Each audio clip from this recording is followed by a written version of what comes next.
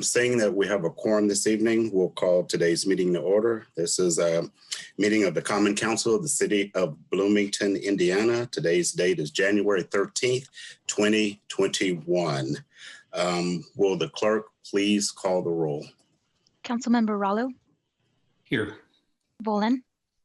Here. Rosenbarger?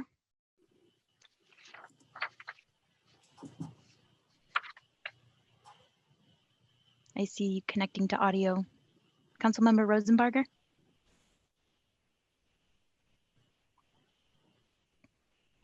I will come back. Scambolari? Here. Sims? Here.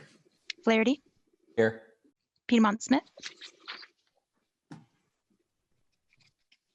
Here. Okay. Smith? Here. Sandberg? Here. And Rosenbarger? Here. Thank you. Right, thank you. Things that were all present and accounted for. The agenda summation for today's meeting is as follows. First, we'll approve minutes for the following dates. June 18th, 2008, July 2nd, 2008, August 6th, 2008, September 3rd, 2008, September 10th, 2008, November 19th, 2008, December 3rd, 2008, December 17th, 2008, October 21st, 2009, and finally, November 4th of 2009. We will then go to reports. I'll remind everyone that there's a maximum of 20 minutes set aside for each part of this section. So we'll have reports from council members. We'll have any reports or have reports from the mayor and city offices, if any. We'll have reports on council committees, and then we'll go to the public. Then we'll go to appointments of boards and commissions, if any. Then we'll move into legislation for second reading and resolutions. The first would be resolution 21-02, which is to approve the interlocal agreement between Monroe County, the town of Ellitsville, and the city of Bloomington for animal shelter operation for the year 2021. The next item of business there would be resolution 2101 to consolidate standing committees for the Common Council. And the last item for second reading and resolution is ordinance 2103, which is formerly ordinance 20-33. This is to amend Title II of the Bloomington Municipal Code entitled Administration and Personnel regarding Chapter 2.02 Boards and Commissions revised and Chapter 2.04 Common Council revised. Then we'll move down to legislation for first reading. That will be ordinance 21-01, which is to amend the city of Bloomington zoning maps by rezoning 7 acres of the property from residential medium lot R2 to employment EM regarding 1600 West Fountain Drive. Comcast is the petitioner. Then after that, we'll have additional public comment. A maximum of 25 minutes is set aside for this section. Then we'll review the council schedule, and then we will adjourn the regular session and immediately be followed by the Land Use Committee. And then after that, the Administration Committee, should items be referred to them this evening. The last thing that I would like to add is that during the period of public comment, at the beginning, at the end, these are for items that are not on the agenda. And there may be a large number or a fairly large number of those who want to comment. We'll still try to maintain the limits of public comment, but we'll try to accommodate as many as we can. And then we'll handle that when we get to that portion. Okay.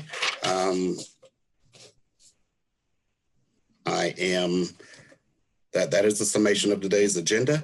We're ready for approval of the minutes. Do I have a motion? Mr. President, I'd first like to move that for the duration of 2021, the council suspend the rules to allow the council to consider minutes for meetings held before 2020 in the ordinary course of business. Second. Thank you. Have a motion and a second on the floor. Would the clerk please call the roll? Councilmember Rallo, Yes. Volin, Yes. Rosenbarger, Yes. Scambolery, Yes.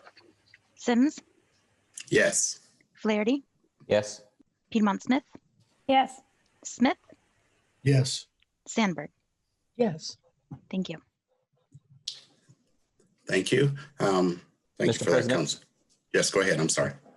Oh, sorry. I'm just getting ahead of myself. I'll let you announce the results of the motion first. That passed 9-0. Thank you. Mr. President, I move that the council adopt the minutes from June 18th, 2008, July 2nd, 2008, August 6th, 2008, September 3rd, 2008, September 10th, 2008, November 19th, 2008, December 3rd, 2008, December 17th, 2008, October 21st, 2009, and November 4th, 2009. Second. Thank you. It's been properly moved to approve the minutes as listed. Madam Clerk, will you please call the roll? Councilmember Volin, Yes. Rosenbarger, Yes. Scambolery, Yes. Sims, Yes. Flaherty, Yes. Piedmont Smith, Yes. Smith, Yes. Sandberg, Yes. Rallo. Yes. Thank you. Thank you. And that passes 9-0 or adopted 9-0. We'll move down to reports. We'll start with council member reports, and I will acknowledge you as I see you on my screen. So first off is council member Sandberg. No report this evening. Thank you. Thank you. Council member Volin. No report. Thank you. Council member Rallo. No report, thanks. Thank you. Council member Smith. No report. Thank you. Thank you. Council member Scambolery. No report this evening. Thank you. Thank you. Council member Flaherty. No report. Thank you. Thank you. Council member Rosenbarger. No report. Thank you. Thank you. Council member Piedmont Smith. No report tonight. Thank you. Thank you. And seeing that I was the last, I have no reports this evening either. Do we have anyone present or reports from the mayor or anyone in city offices, city administration? Seeing none, do we have reports from any council committees?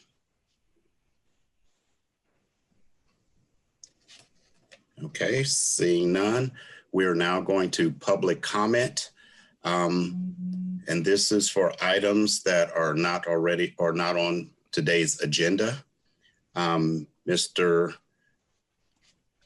Lucas, you see anyone? I see at least one hand raised.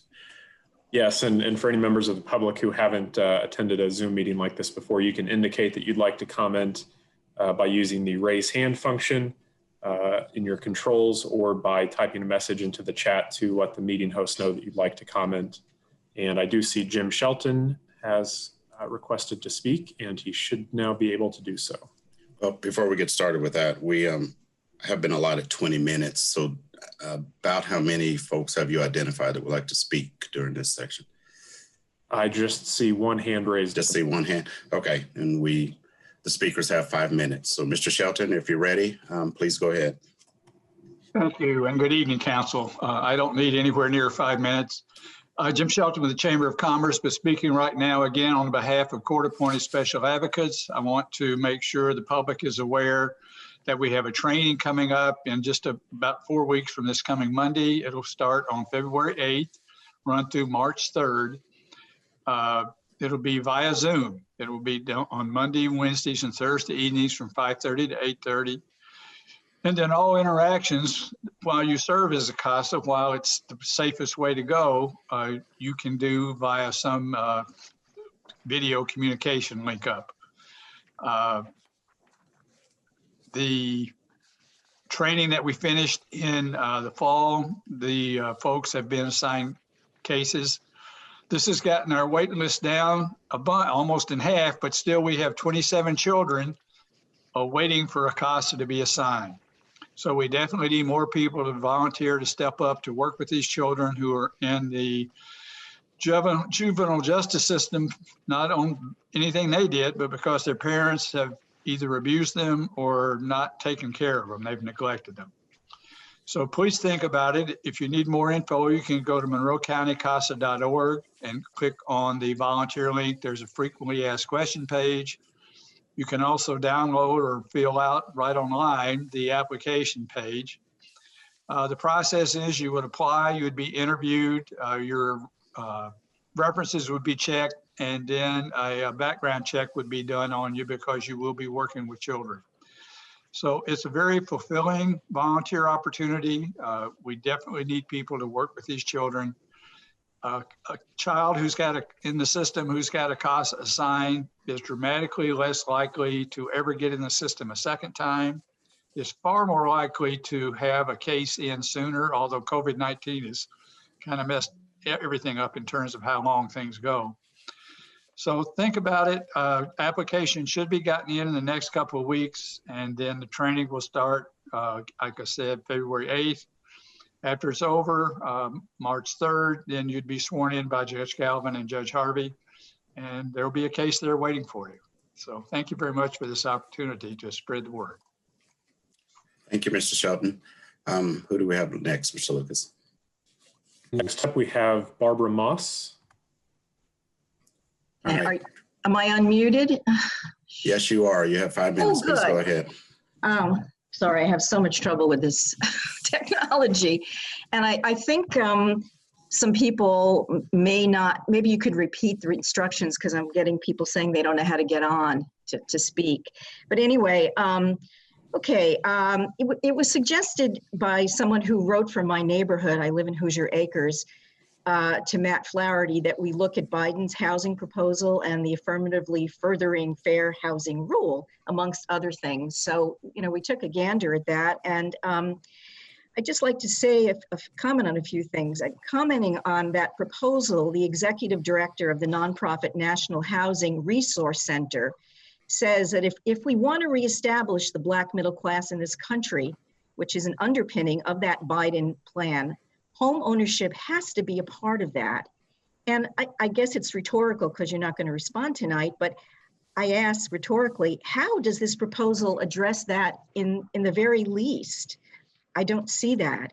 And in fact, we've seen many in our discussion so far tell us that the upzoning proposed will actually incentivize more high rental small bedroom units in this college town and not home ownership for minority families. Additionally, this rule doesn't mandate any particular solution to discrimination or unfair practices. It just requires that each community identify the problems and come up with a workable solution. And the executive director of the nonprofit National Housing Resource Center has said, actually that's who I was quoting.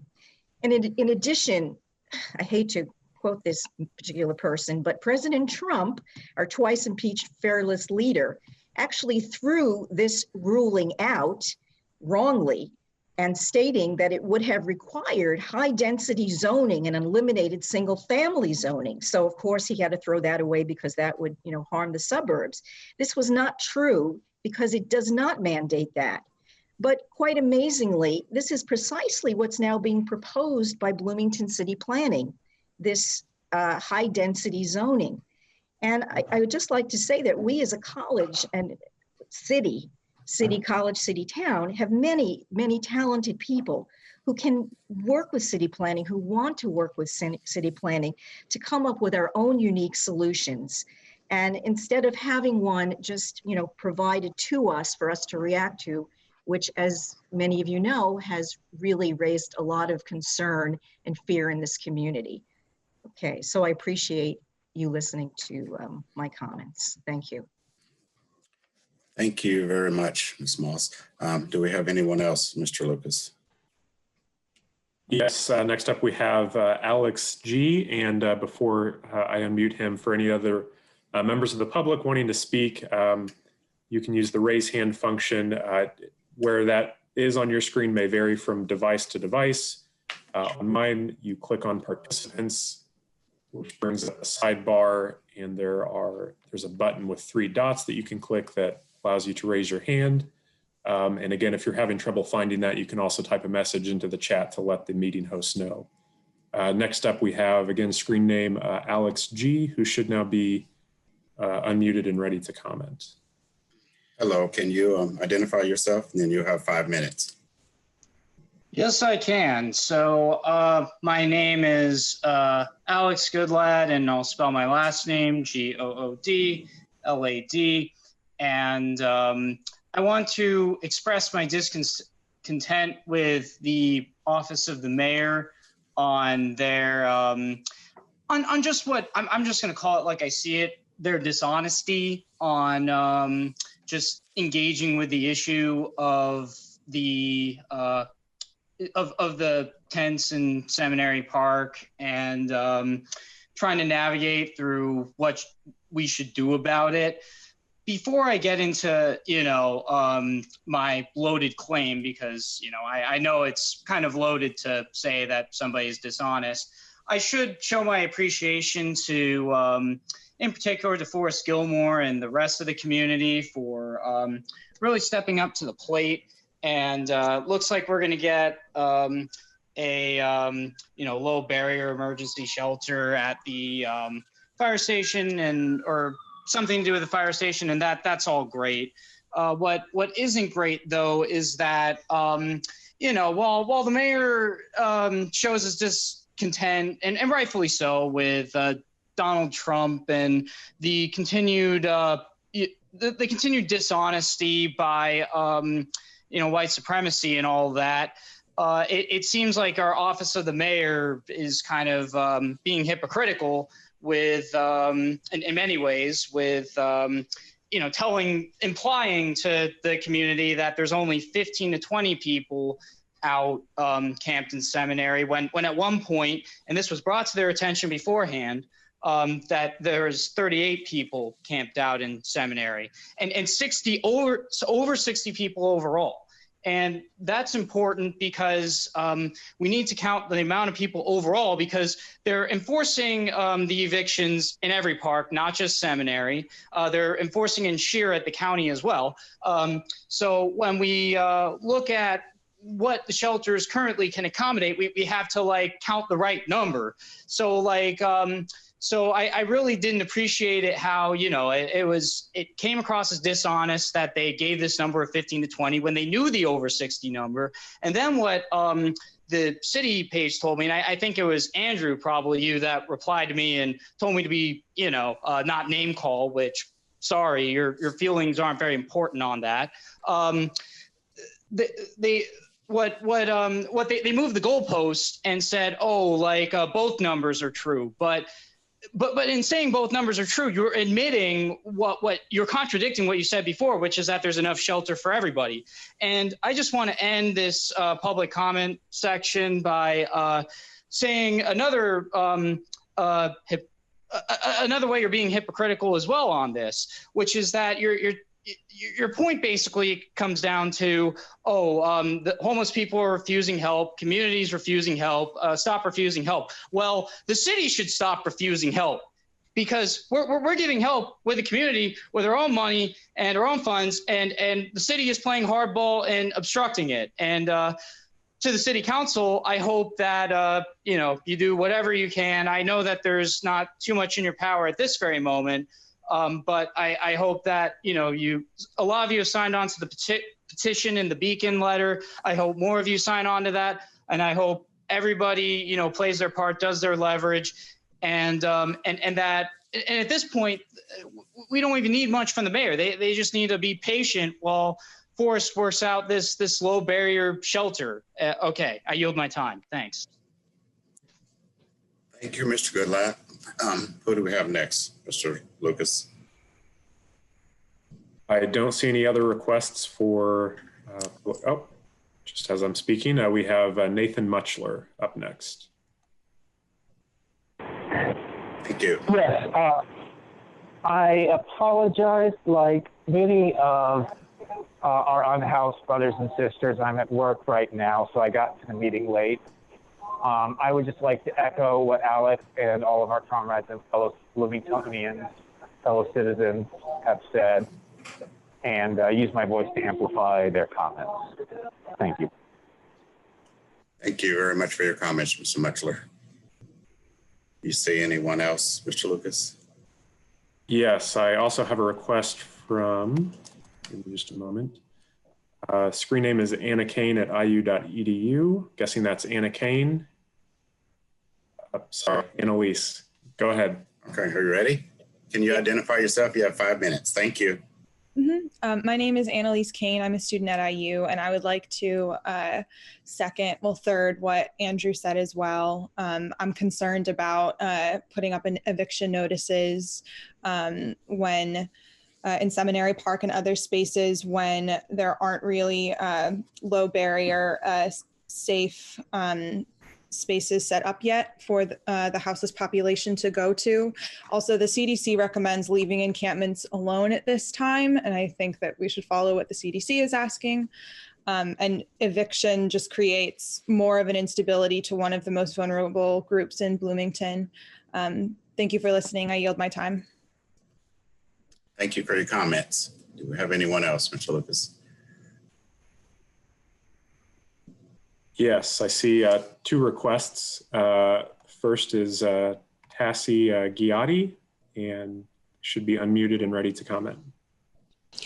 Hi, my name is Tassie Gennady. I know it's a hard one. Sorry. Polish, can't help it. I would also like to speak up on behalf of our unhoused population. I know that numbers even the day before the eviction might have been lower, but that's because we don't know where some of those folks are.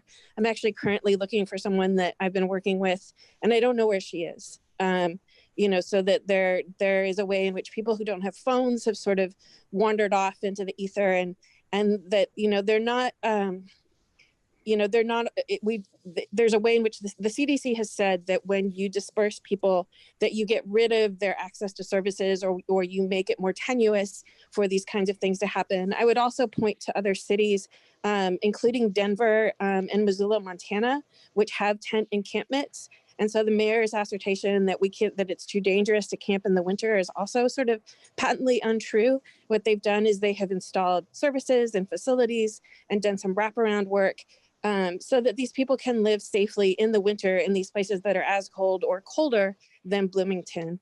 So I know that you're probably tired of us all coming in and saying this, and yet, they are also tired of being harassed at the one place where they sort of have had a community, and now, again, there's this instability, and every night we don't know if the cops are coming, and they've actually been instructed not to speak to us, which was not the case before. So we never know what's going to happen.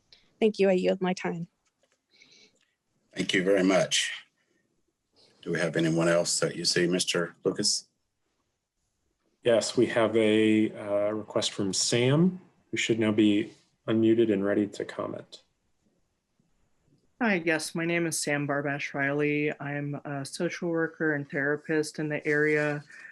I've previously done work with people experiencing homelessness, and I want to second everything that Tassie has said.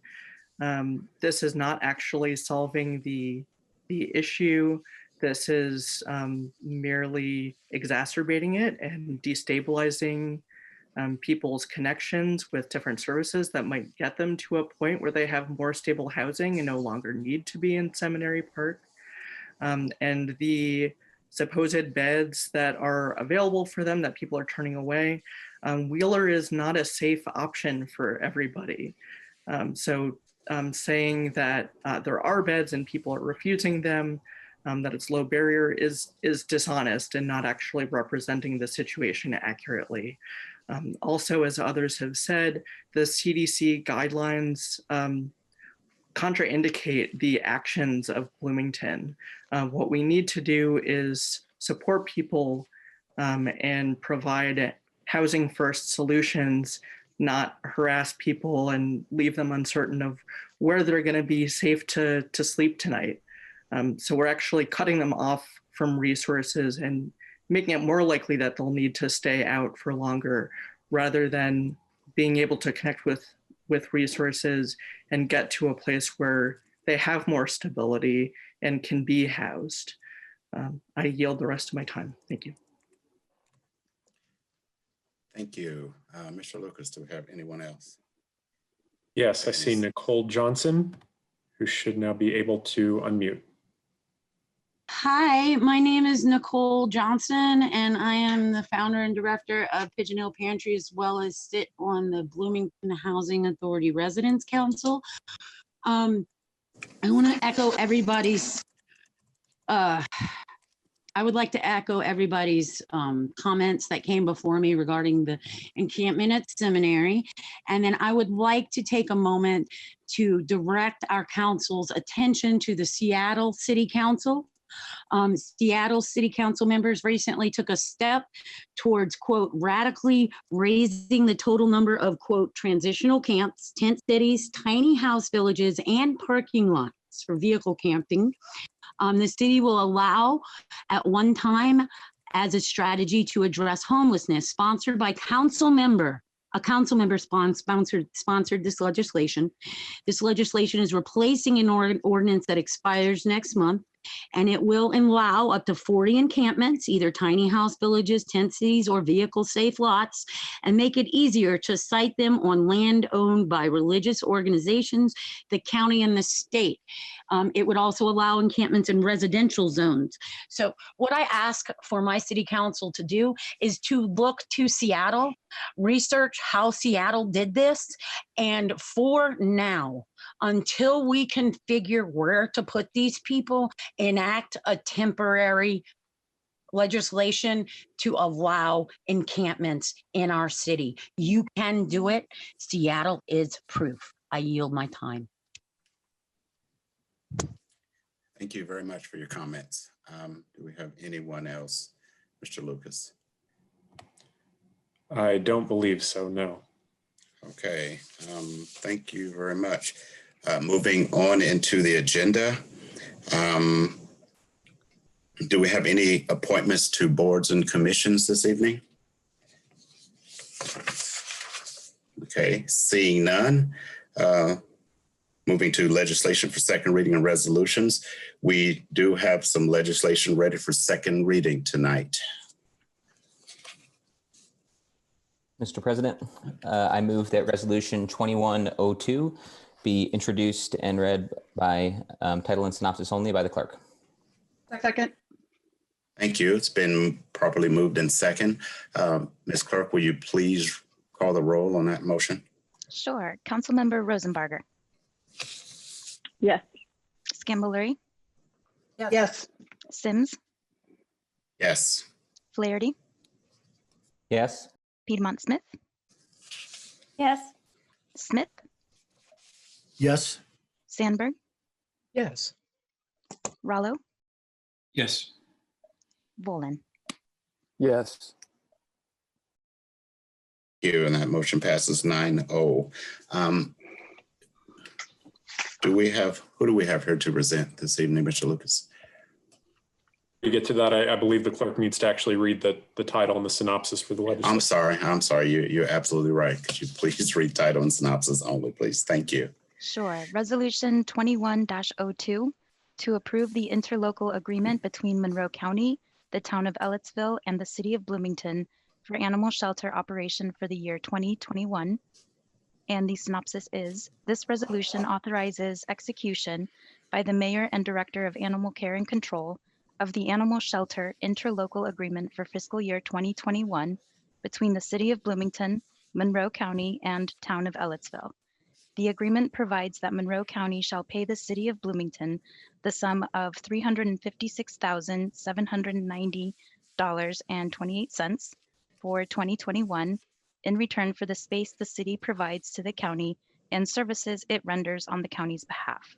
The agreement further provides that the town of Ellitsville shall provide the city of Bloomington the sum of $22,536.34 for 2021 in return for the space the city provides the town of Ellitsville, and services it renders on the town of Ellitsville's behalf.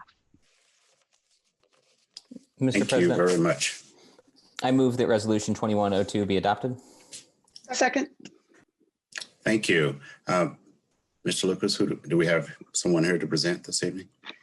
I believe Virgil Souter and Jackie Moore are both here. I'm not sure who's going to take the lead. I see Virgil. Good evening. I'm Virgil Souter, the Director of Animal Care and Control.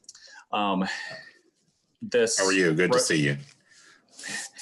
This resolution does allow us to accept animals from Monroe County sources outside of the city limits and not charge surrender fees as we do for the animals coming from out of county sources.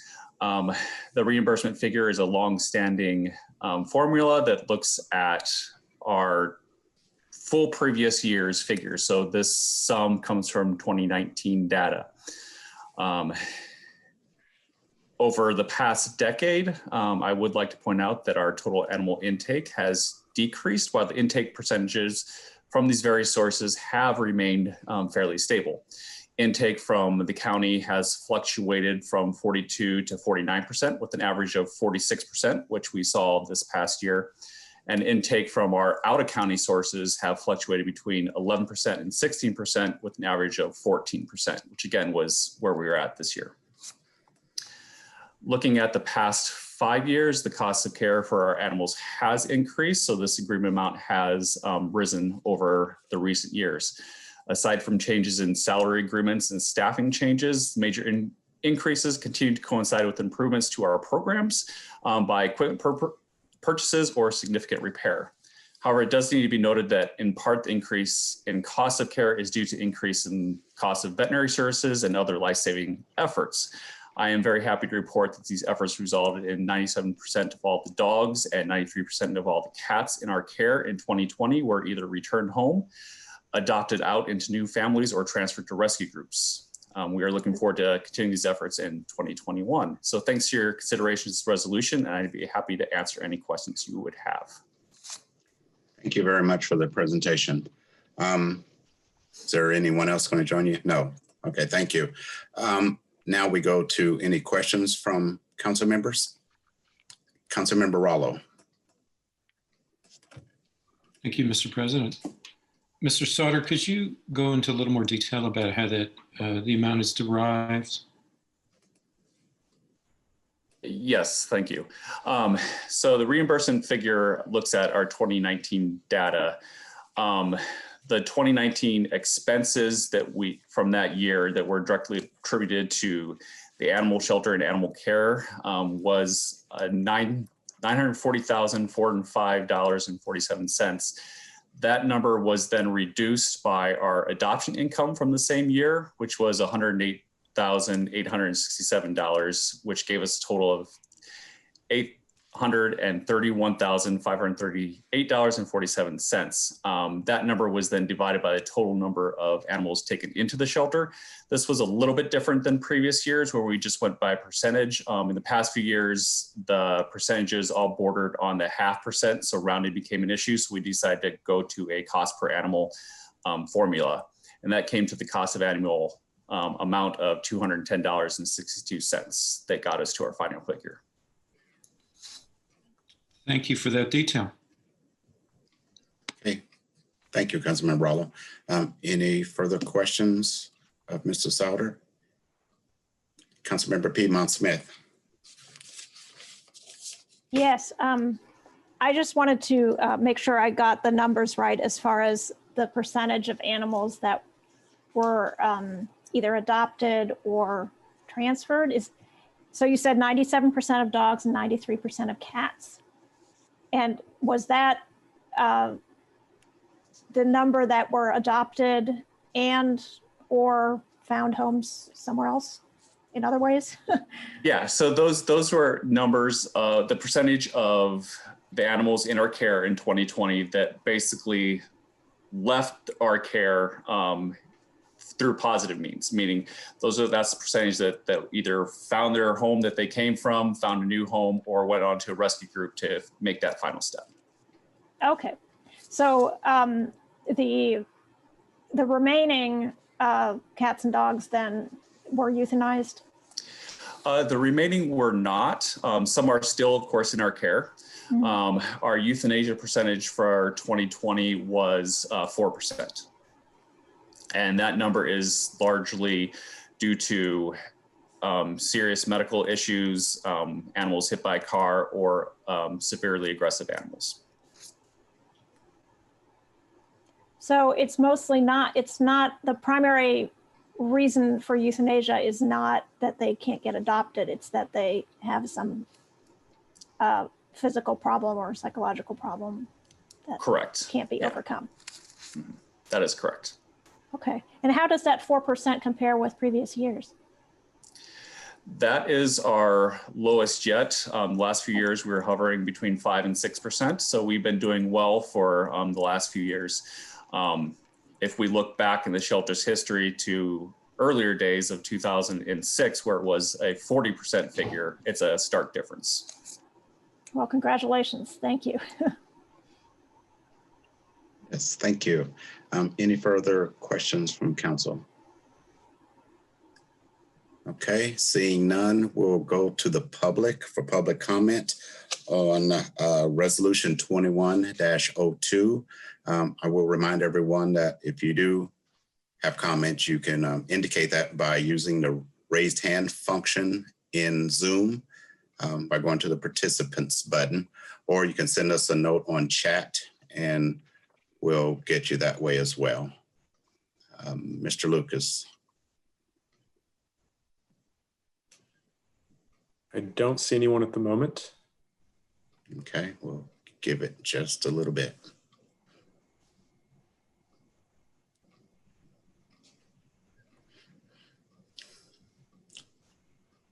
Okay, thank you. Seeing none, and if anyone pops up, you can stop me, please. We'll return back to council members if we have any final comments on resolution 21-02. Councilmember Rollo. I support this interlocal, and I wanted to just say what I think Councilmember Piedmont Smith said a moment ago, which is that to thank Mr. Souter and his team, because I think we've made incredible strides over 2 administrations. I remember being in the early aughts on the council and having an enormous number of animals having to be euthanized, and we've made tremendous strides in adoption and care, and of course facilities that we've invested in, and I think it's really paid off, and I really credit the administration, Mr. Souter, for making those advances. Thank you. Thank you very much. Any further final council member Scambolari? Thank you. Yes, I just want to add my thanks, Mr. Sauter, for your leadership. These 2 cats sleeping behind me are from the shelter and have been great companions. So the shelter is quite near and dear to me, and I thank you for your work. I also especially want to thank all those who volunteer at the shelter, community members who give of their time and give of their resources to help this organization be successful. Please know how important your role is and the difference you make. Thanks. Thank you. Any further comments? Okay, I'll take a crack at it, and I'd like to offer my appreciation as well. These are phenomenal numbers. Even on the fairly short time that I've been on the council, they have improved immensely, and look forward to that continue. I concur with my colleagues about thanking our volunteers, but I'd also like to give a shout out to our commission members that meet and help decide policy and make decisions in support of our staff. So very good operation, that commission, and just wanted to offer my thanks and appreciation as well. It has, any more final comments? No, it has been properly moved in second. Madam Clerk, will you please call the roll? Councilmember Scambolari? Yes. Flaherty? Yes. Piedmont Smith? Yes. I'm sorry. Councilmember Sims? Yes. Flaherty? Yes. Piedmont Smith? Yes. Smith, Woof. Yes. thank you. Sandberg, Yes. Rallo, Yes. Volin, Yes. and Rosenbarger. Yes. Thank you. Thank you. That is adopted 9-0. Mr. President?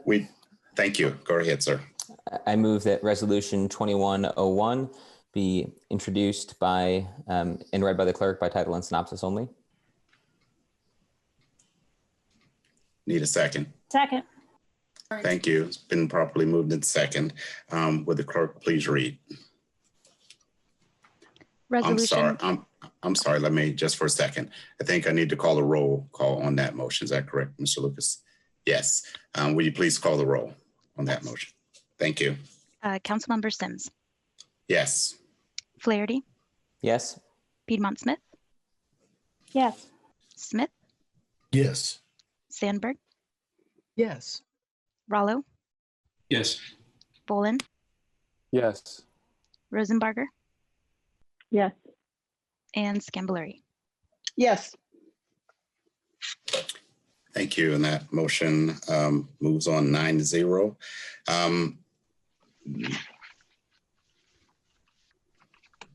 Do we have who's presenting this? This is Council Member Mr. President. I'm sorry. Go ahead. Thank you. I think we still need the clerk to read by title and synopsis, if that's all right. Exactly. I'm so used to hearing this from last week. I do apologize. Thank you. Would the clerk please read? Resolution 21-01 to consolidate standing committees of the Common Council. And the synopsis is, this resolution is authored by Councilmember Bolin and consolidates, redefines, and dissolves various council standing committees.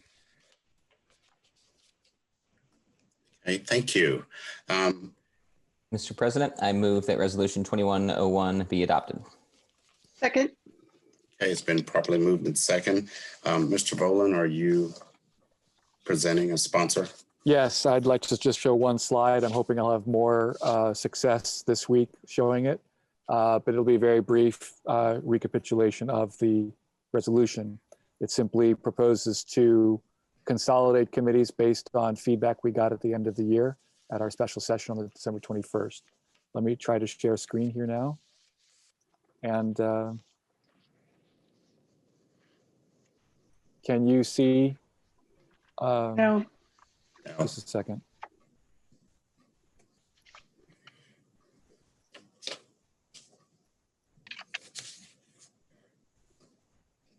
Well, okay, here we go. This should do it. No, I can't. I'll have to quit Zoom in order to do it. So I'll just talk through it really briefly, just for my own sake here. We have 11 committees now. Administration, Climate Action and Resilience, Community Affairs, Jack Hopkins Social Services Funding, Housing, Land Use, Public Safety, Sidewalk Funding, Sustainable Development, Transportation, and Utilities and Sanitation. If everything in this resolution is adopted, the Housing Committee will be consolidated into the Land Use Committee. The Utilities and Sanitation Committee will be consolidated into the Community Affairs Committee. The Climate Action and Resilience Committee will be consolidated into the Sustainable Development Committee. The Sidewalk Committee will be eliminated, and the Jack Hopkins Social Services Committee will drop the funding and continue its prior mission, but also be able to accept legislation referred to it. And finally, the resolution clarifies the CAPS Commission's, the committee that would appoint people to the CAPS Commission would be the Public Safety Commission, which is not currently made clear because the CAPS Commission is new. Again, these are, I'm not wedded to any one or combination of these changes. They simply reflect the feedback that I got from the 21st, plus also performance data. Again, committees are meant to, their primary goal was to deliberate on legislation. And some of these committees got little or no legislation. That does not mean that they couldn't be useful, but whether we keep them or not, if the proposal to make these consolidations isn't in writing, then we can't really talk about them, and committees have to be created or abolished by resolution. That's it. I'm happy to entertain questions, and I also know that there's a number of amendments, which I'm happy to see, and looking forward to discussing them. Thank you. Thank you very much. I'll ask Mr. Parliamentarian, is it proper to entertain questions of the sponsor before moving to amendments? Yes, that'd be appropriate. Thank you very much. Do we have any questions of the sponsor from council members? Okay, seeing none. We do have some amendments. Before we get into that, Mr. Parliamentarian, is there, and I think you saw them, is there a rationale for any particular order? As I noted in an email to you before the meeting, I think amendments it's 1, 3, and 4, I believe, all regard the same section and propose to strike a portion of it. So I just wanted to highlight the fact that we need our amendments to be in writing. And as such, if we pass any one of those, it will make the other two have small errors in that they won't regard the resolution as amended at that time. So I think council staff is prepared for this, and we'll be able to display on screen a slightly edited version of any of those amendments, regardless of what order they come in, if needed, based on what passes before it. So I just wanted to, highlight that issue. Thanks. Okay, thank you very much. Just wanted to make sure we're going in the proper order. So I see no reason why we don't start with amendment number 1. The sponsor of that is Councilmember Smith or Councilmember Rollo. Will one of you or both of you present? It needs Mr. to be President, moved first. yeah. I'm sorry. Yes, thank you. Needs to be moved in second. The sponsor should move it. Yeah. I was going to say, I move that Amendment 1 is adopted. Second. A second. And with these amendments, would we need to call the roll on a motion every time? Not to adopt them. Not until we adopt it. Thank you at the final end. Thank you very much. Please present, Councilmember Smith. My rationale on Amendment number 1 is in section 4 to strike the section that says the sidewalk committee will be dissolved and folded into the transportation committee. Rationale on that is a couple things. One is at this point, I myself do not have enough information to be able to make a good decision on voting yes or no on this. Secondly, I find that the fact that it provides a conduit for our constituents to discuss needs and ask for our intervention. And it is part of what we do as council members. With the fact that there are changes in the criteria that is being looked at with planning and transportation, I think that right now it's prudent to strike this section, and in the future, maybe we can entertain the question again that maybe the sidewalk committee is no longer useful. However, at this point, I believe that it still is, and so therefore this is why I propose this proposal. Mr. Rollo, do you have any follow-up comments? Just to say that when Councilmember Smith contacted me about this amendment, I supported it. I was thinking of a similar one.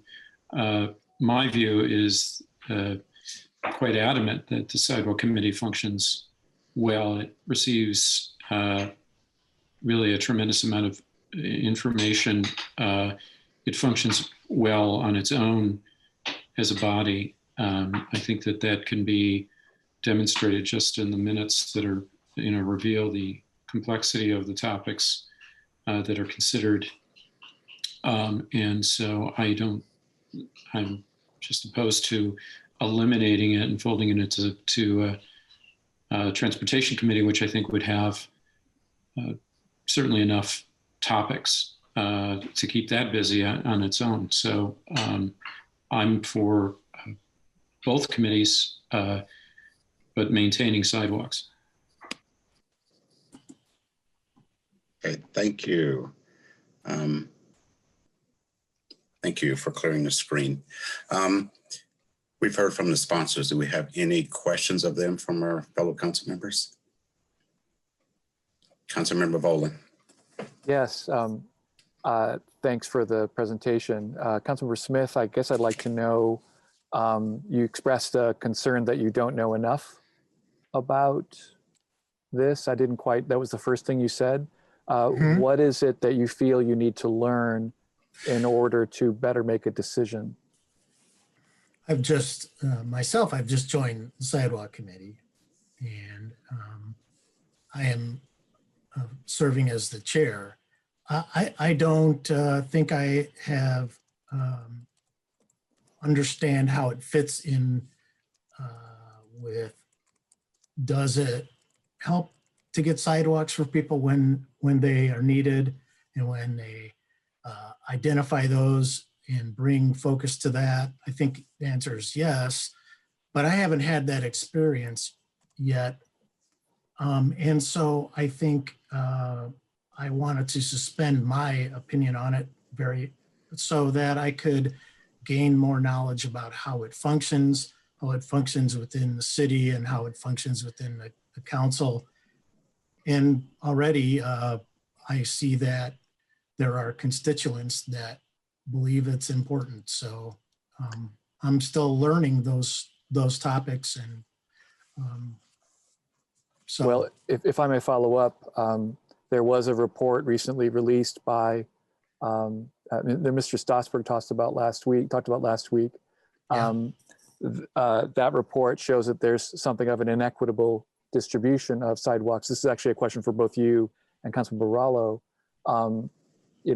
If your districts are getting a greater part of the sidewalk pie than other districts, can you see why people might be skeptical of the benefit to the whole city of doing it the way we have been? What would you two say to that report? Have you read it, and what do you think? Oh, I read it, and I actually had a meeting with Mr. Stossberg. I think he has great points. I think that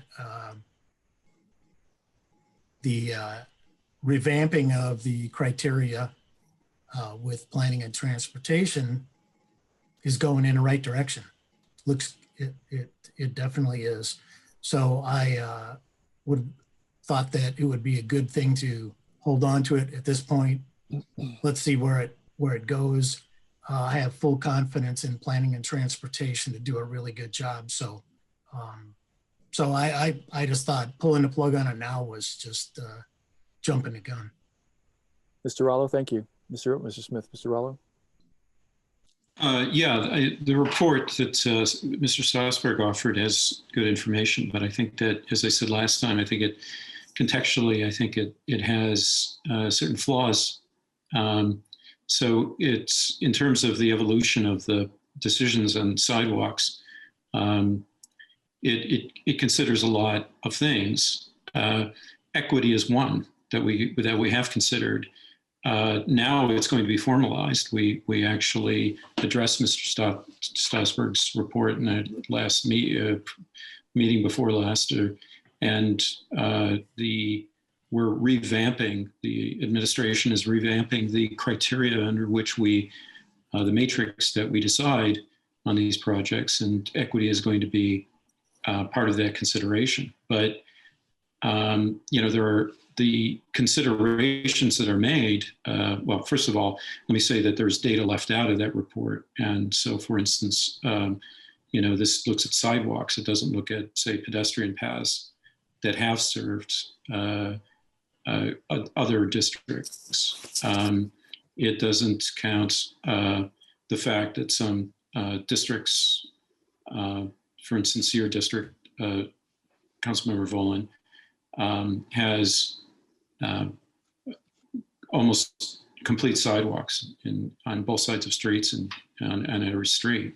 Other districts have developed at a time when sidewalks were not required of developers, and so don't have sidewalks at all. And so as an effort to make up for that, as well as, for instance, stormwater and so forth, that's another infrastructure that's lacking in certain neighborhoods. That is part of the process of determining the needs. And so I think that there's good data in Strasburg's report, but I think that it lacks nuance, it lacks context, it lacks some information that it's looking through a single lens. But that lens is being addressed in the sidewalk committee. So, should we also have a stormwater committee so that we can decide where? Wait, Mr. Boland, let's see if no, I think we'll still be time. I want to check with any other. Am I proper, Mr. Parliamentarian? Yeah, that's up to you. Okay, thank you. Do we have any other questions from Councilmember Scambolari?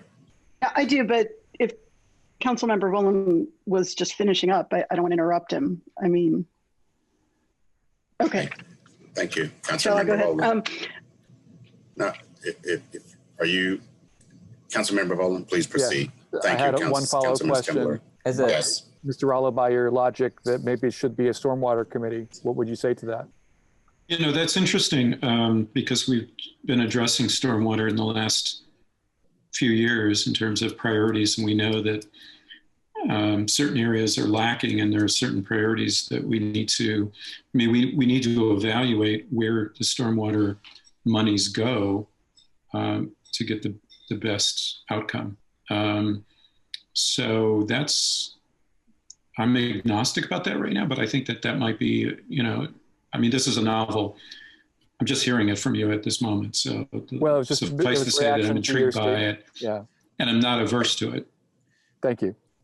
Thank you, Mr. I'm not averse to it. I think that might be a good idea, and it should have are you talking, can I just clarify, Mr. Volin, are you suggesting then we get money from the administration for a council stormwater committee to address stormwater with money that's allocated to the committee?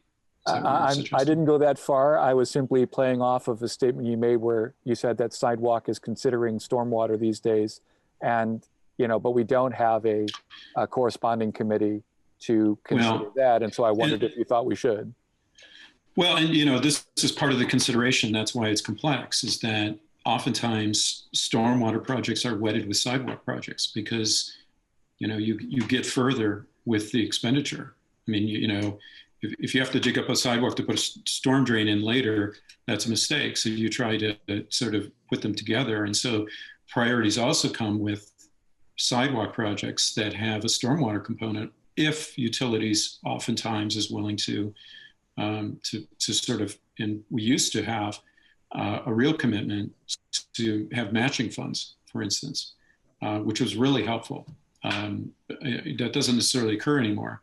There is some kind of wedding of those two infrastructure projects, but anyway, yeah, it's I like the idea. Put it that way. I'll leave it at that. Thank you. Thank you, Councilmember Rallo. Councilmember Scambolari. Yes, thank you. I have two questions for either of you, whichever makes sense. Thank you for the presentation, Councilmember Volin. Thank you for your questions as well. I'm interested in what was said about looking at other sources of funding. In other words, the study that Mr. Strasburg did, which I read and was very appreciative of the themes in that report and what he drew our attention to.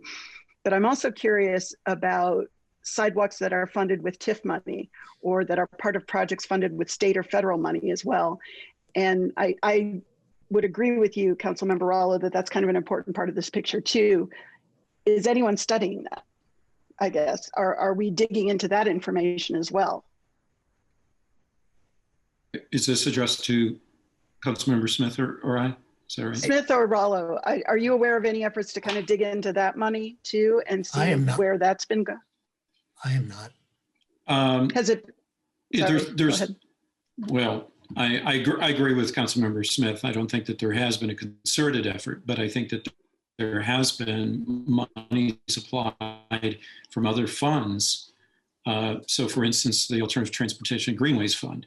So when a sidewalk project is proposed in the past, oftentimes it was made a priority because it derived from the Alternative Transportation Greenways Plan. So it got a higher priority because this was a pedestrian corridor. And so that is one reason. But we've gotten, as I said, we've got some matching funds from utilities in the past. Recently, we've had some MPO funding, which has gone a long way toward a project, actually along Sarah Road, which is a multi-use path.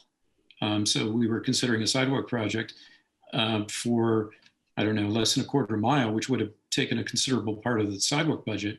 But the committee contacted the MPO advisory committee and got support of staff and that committee to pitch the idea that, and this pathway was in the Alternative Transportation Greenways Plan. And so it got state and federal funding, something like 80%. So that was a huge leg up for that project, and it obviated the need for that sidewalk to occur.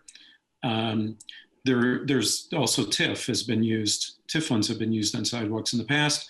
And then I think there was a proposal by several council members in the past that we might bond just to get some large projects done, because it's clear, I think, to everybody in the sidewalk committee, and this is a problem that we have, that there are very large projects that are just simply beyond the means of the sidewalk committee funds. It's just, they're too large. It would take millions of dollars, and we only get $330,000 per year.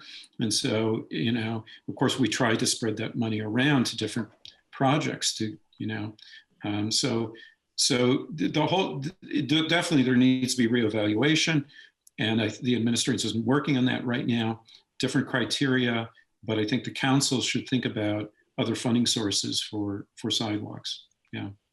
Okay, thank you. And so am I hearing correctly that there's not a specific effort planned to look into equity and how all those funds have been used, but there is going forward.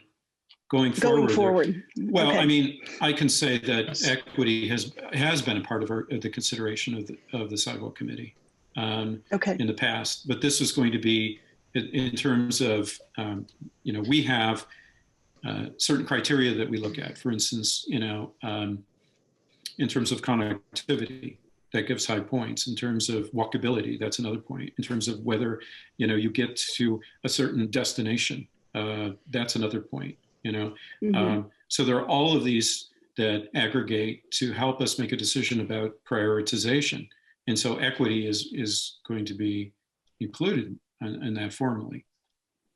Okay, thank you. That's what I needed. Thank you. Any further questions from council? Okay, seeing none, we'll now go to public comment on Amendment 1.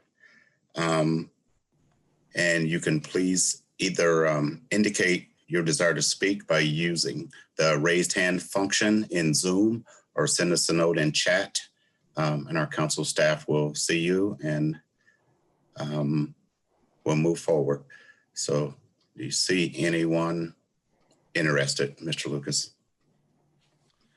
Yes, first up is Mark Stossberg, who should be able to unmute.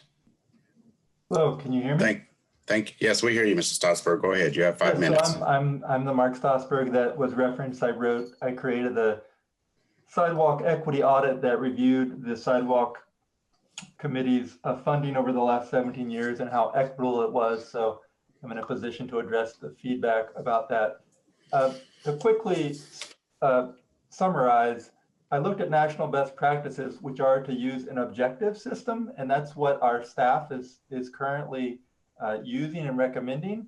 But what I found in the data, what's actually happening is that because we have a politically biased process, the correlation was not with greatest need or with equity, it was with membership on that committee. So like Dave Rollo has been on the committee for 17 continuous years, and almost 50% of the projects that were funded by the committee went to his district. So yes, the staff are now factoring equity into their latest metrics, but the process problem is that the sidewalk committee can just disregard those, and they have in even the most recent year, just throw them away, ignore them, add their own projects. So unless we change the process, we can't expect that we've used the same process that we've used for the last 17 years and suddenly producing equitable results. I would put the question to the council, why not follow national best practices of using an objective system to equitably fund our sidewalks? Thank you. Thank you for your comments. Do we have anyone else, Mr. Lucas?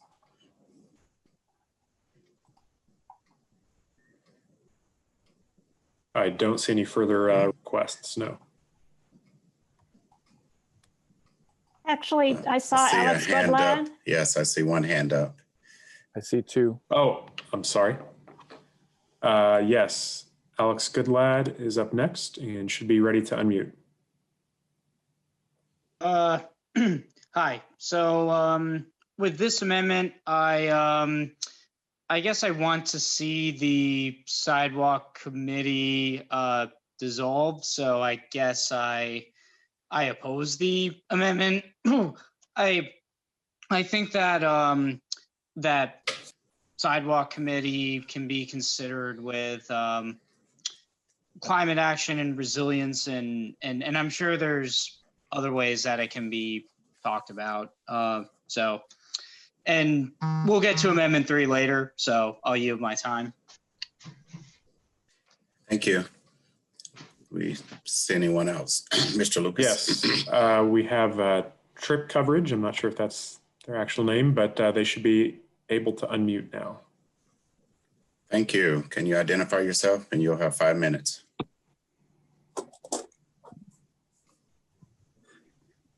Yes, sir. My name is Mark Sturdivant, spelled S-T-U-R-D-I-V-A-N-T. Yeah, I go by the moniker of trip coverage. Can you hear me? Yes, we hear you fine. You can hear me. It's like this. We got people sleeping in tents in our parks where everybody can see it. This doesn't bother you or nobody else. This should be your main problem and only problem. I'm sorry I gotta sound so hateful, but God damn it. I did not fight and shed my blood and tears for this country so I could see my fellow humans sleeping in a park. God Thank damn you, it. Mr. Sturdivant. Thank you. People, and excuse my language. Mr. Lucas, can we move forward, please? Thank you. Yeah, you want to cut me off? No, sir, I would like for you to respond to the Amendment 1, which has to do with this standing committee and the amendment that we're talking to. I do not want to cut you off, sir, but this isn't the time for that comment on the Seminary Park or that situation. Why not? I think it's the most appropriate time.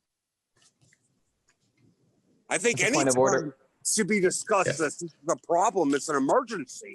Mr. Flaherty. Or as a point of information, Mr. Sturdivant, there will be a time for general public comment at the end of this meeting that is reserved for it on the agenda, and we'd be happy to hear your comment at that time.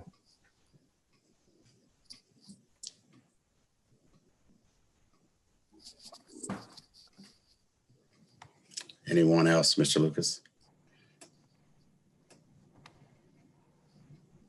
I don't believe so, no. Okay, thank you. Seeing no more public comment, we'll go to council. I think it's proper for final comment on this Amendment 1. Just as a point of order. Yes, go ahead. Point of order, Mr. Sims. Members should have an opportunity first for questions if anything mentioned by the public, for instance, spurred an additional thought, and then we'd go to final comments on the amendment. Did that make sense? Yes, it does. Do we have any further comment, or I'm sorry, questions from council members that may have been spurred from public comment? Council Member Rosenberger. Yes, thank you. I would like to ask a question from Mr. Stockberg to the sponsors of this amendment. Why not follow national best practices of using an objective process?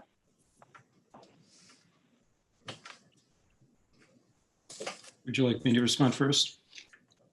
Sure, go ahead, Dave.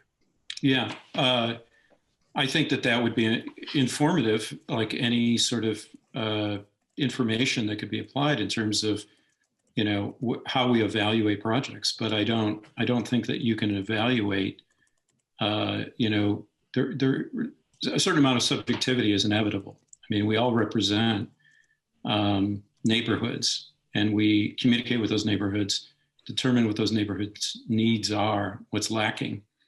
And then as, residents and representatives in Bloomington, we're sort of in a unique position to know specifically, what the needs are. We can evaluate them.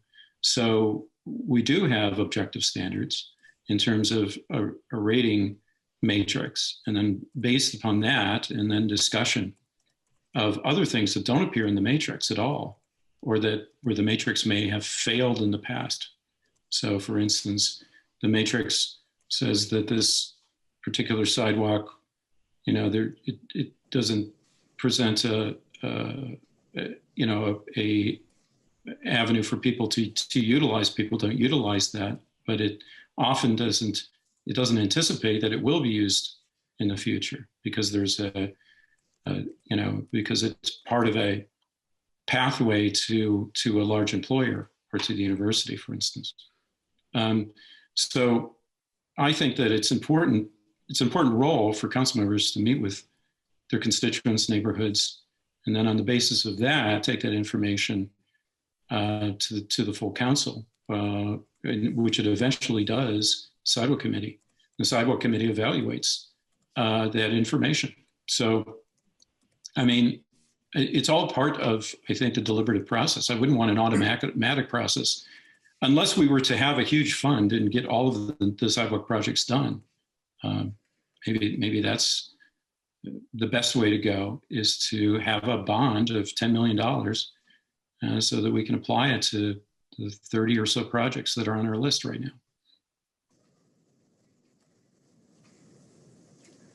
Thank you. Did you want to comment, Mr. Smith?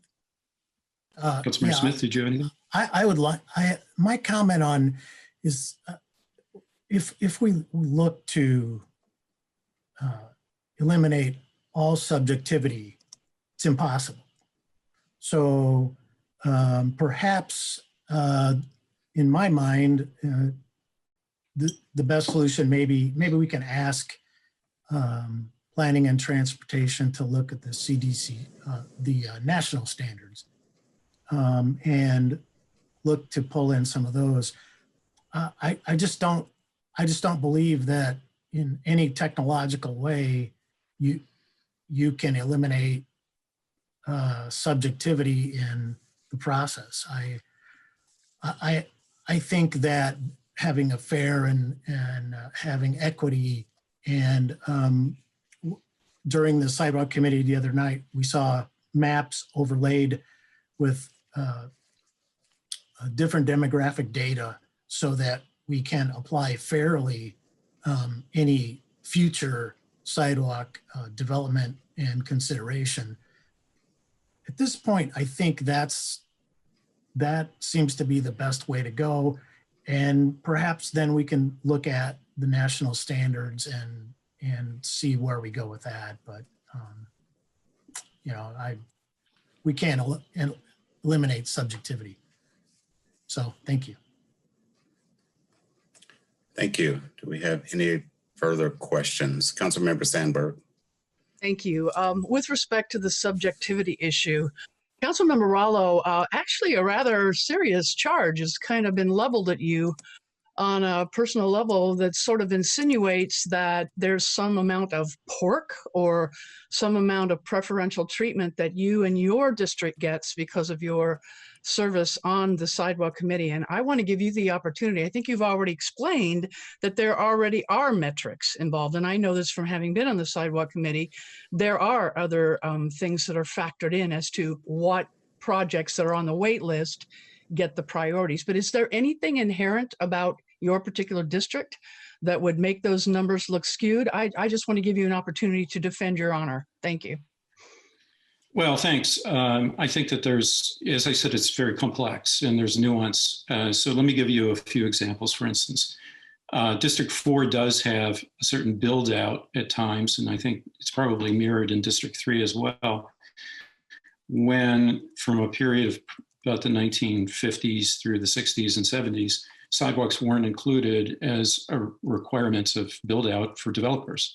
And so there are neighborhoods that are completely lacking sidewalks for that reason. When I joined the council, that was actually the rationale that Councilmember Mayer used for my for advocating that I be on the sidewalk committee, was that your sidewalk is unique, or your district is unique in having so few sidewalks in certain neighborhoods that you should be a voice on it. Then the report doesn't factor in the total view of the sidewalks and trail systems. So trail systems, so for instance, trail system, so you'd say the Beeline Trail has served, not District 4, but it's served District, it's adjacent to District 5, District 2, District 1, and then District 6. And so that was a major multi-million-dollar project that got a lot of attention and funds from the city, but District 4 didn't see any of it. So that's another example. That I was responsible for advocating everything within District 4 is also mistaken. So for instance, when Councilmember Mayer was on was advocating, he was not on the committee, but he was advocating for a sidewalk he was on the committee at the time. He was advocating for a sidewalk on Union Street, for instance, which was near Green Acres. And I actually advocated, it was after he left and we were reevaluating priorities, I advocated that it be taken off of the list because there was a sidewalk on the opposite side of the road that already served Union Street, and therefore it wasn't worth bringing more dollars to District 4. A sidewalk that was on the north side of 3rd Street between Union Street and the bypass wasn't advocated by me, but it was advocated by Councilmember Satterfield for access to District 3, because he felt it was important that District 3, that it tie into his district, and it just happened to reverse District 4. But he was a big fan of that sidewalk project and advocated for it. I supported it. I thought it was worthy because there was a worn path and so forth. So I guess the point is that it's nuanced. Councilmember Sandberg, here's another example. You probably remember that when we approved the Bloomington co-housing at the end of Maxwell Street, that was extremely high density. The other Councilmember Volin was there for that, maybe Piedmont Smith, but in any case, it was very high density development, higher density than we had advocated in many areas. And we noted that there was no sidewalk that was running up Maxwell Street. And so that was a commitment that was and you can read the minutes, was promoted by a number of council members that particular street, which is in District 4, get a sidewalk that would run up to a transit stop, because the developer wasn't going to put it in, and the neighborhood was going to be left without a connector to that development, and there was going to be a lot of busy traffic along that street.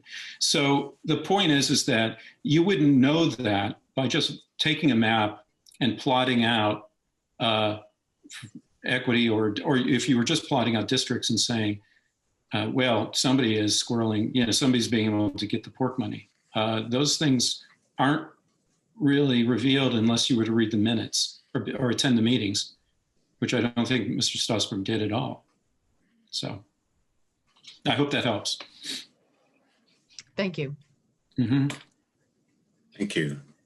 Councilmember Volin. Yes, so I appreciate the interesting discussion here. Councilmember Rallo, I guess I would ask, by this logic, then why is it that we're considering the distribution of sidewalk funds in a committee? Why not do it in committee of the whole, where every member's opinion can be heard?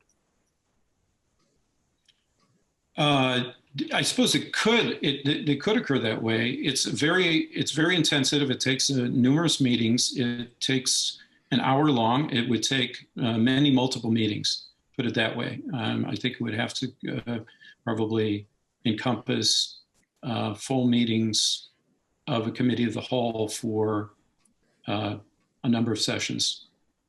Well, I mean, several members have expressed their belief that that's a better way of hearing things. Should we not do it that way? Well, I'm an advocate for a committee of the whole because I think I like the collective wisdom of everybody on the council. That said, I think that certain committees have proven to their utility. Jack Hopkins, I think, is similar to the Sidewalk Committee in that you really drill down into the specifics of it. Can it be done by the entire council? Sure, it could. But I'm advocating for the committee of the whole actually to eliminate all of these standing committees. So I agree with that. So would you also eliminate Sidewalk and Jack Hopkins? That's what I'm trying to understand. Why wouldn't you eliminate those as well? Well, because I think that they're proven to work well. I think that there was a lot of things conflated last time in our debate about this. One was actually eliminating the funding for the Sidewalk Committee, which I absolutely stand against. What form it takes, could it take the form of a committee being heard in committee of the whole? Well, that's a discussion I think maybe we should have. If we're willing to spend 4 or 5 sessions of the committee of the whole reviewing these projects with staff. I mean, staff is present too, and staff does a lot of the presenting and talking. So they're very deeply involved meetings. It is very similar, I think, to Jack Hopkins in that there's this interplay, and Jack Hopkins also involves appointments from the public as well. So I wouldn't want to eliminate that because I think that's very important information. And, likewise, the Sidewalk Committee gets a lot of input from staff, and that input is about, for instance, stormwater projects that might reside, in the areas we're considering for sidewalks and so forth. So it's an interesting proposal, but I think I'd like to think about it. It's intriguing. I'm not necessarily averse to it, just like your other proposal. But I'm not proposing anything. I'm simply asking a hypothetical question. Yeah. I think we're getting far afield from the particular amendment at hand, though. Yes. And that is to keep the Sidewalk Committee. Thank you. Yeah. Thank you. Do we have any more questions from council members? Okay, I do believe now it's time for a final comment before we vote on Amendment 1. Do I have any comments? Councilmember Sandberg. Thank you. There are good reasons why our oldest standing committees are the Jack Hopkins Fund and the Sidewalks Fund. They existed before we began this additional standing committee system. And that is because the work of those two committees do require a little bit more legwork with coordination with our staff, who are, in the purview of dealing with either social services or dealing with the important infrastructure of sidewalks in our community. And so those have functioned quite well to have 4 members, 5 members of this body do that additional committee work that is required to get to those funding decisions. So in this case, seeing the efficacy of both Jack Hopkins and the sidewalk, I would be in support of keeping this intact. I think it does have integrity with respect to council representation. We do represent constituents, but as I think has been clearly spelled out by Councilmember Rollo, it is not a matter of who gets the pet projects. There are formulas involved here, and staff does advise the members of this committee on best practices in terms of choosing the priorities given the funding structure that's involved. So again, thank you to Councilmember Smith and Rollo. I do believe we need to preserve this as a committee function and keep it separate. Thank you. Final comments from other council members. Councilmember Flaherty. Thank you. I appreciate hearing from the sponsors and members of the public and others, their thoughts on this. And first, just a point of clarification. I think it was mentioned maybe in error that the resolution as drafted would fold the sidewalk committee's work into the transportation committee. The resolution as drafted strikes the committee entirely after this year's committee is done and doesn't specify future use. And this amendment would just strike that portion. In particular, I think there's an amendment number 5 that anticipates this possibility and considers the question of moving the duties of the sidewalk committee into the transportation committee. Additionally, I've mentioned before, I appreciate Mr. Stotsberg's report. He has a lot of expertise in this area. In fact, he's, I believe, the chair of the Bicycle and Pedestrian Safety Commission. And it's worth noting too that the Bike and Ped Safety Commission did vote unanimously to adopt the findings of the report, and also that the commission recommends that sidewalk funding decisions should go to city staff as opposed to the sidewalk committee. Regarding, perceived accusations about, pork or favored projects and that sort of thing, I think the thrust of the report in my reading was that not anything untoward happening, but that by design, the process created a system where, inequitable things might happen just for people advocating for their districts, which is what they should do. They're district representatives, they should advocate for their districts. So I don't think it's about, anybody doing anything wrong or bad. It's just that the process isn't as objective as it could be. And I think it was pointed out that at times the committee has set aside the objective and expert informed opinions of staff and their recommendations to do something else. So that's where maybe there's an issue. Finally, I don't think this is the type of decision the council should be spending its time doing or taking the time of many, many staff members to do. It's a level of granularity that I don't think it really makes sense for us as the legislative and fiscal body. If we think there are, systemically incorrect approaches to how we fund sidewalks with regards to amount of funding or whether we should be bonding more, or how we're pursuing sidewalks policy, for instance, when sidewalks can be closed during construction projects or not, things like that. In short, things that are legislative policy and fiscal policy, we should be spending our time on those things. And I think, a transportation committee would have the purview of sidewalks and could take those things up. I think it's a great idea to look at those types of bigger policy issues. But an analogy was brought up previously that, we really don't take this level of granularity with most things. It'd be very odd for us, for instance, to have a $500,000 budget for street repaving and to choose which streets, get repaved based on that. And the same arguments can be made, that district representatives know which streets need repaved the most because they have constituents who tell them which streets need repaved. And I just don't think that holds up, especially in light of the most recent data we have, both our streets and our sidewalks. We've done full radar scans or maybe LiDAR scans of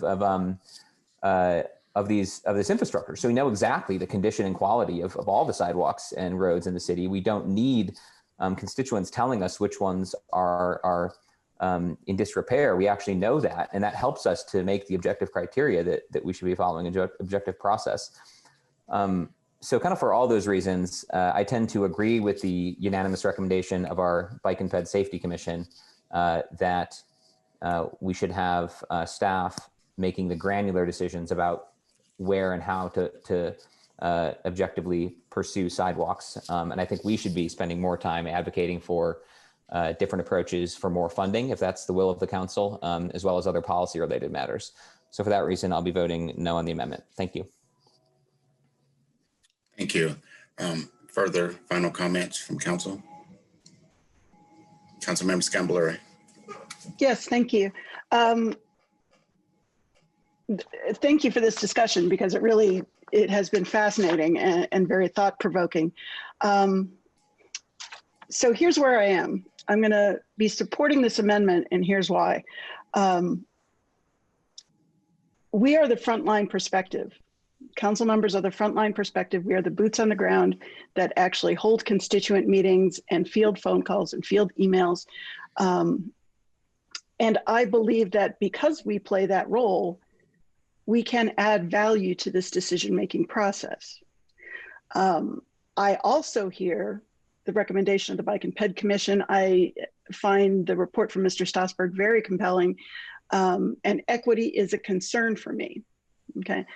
I think the presence, the involvement of council members in this decision adds enough value that I'm inclined to let this continue for one more year. But I would also offer a request that when the sidewalk committee comes back to us next year, we reevaluate this. And you've mentioned that there are refined criteria coming into play and refined processes. I'm inclined to give the committee a chance to talk about those.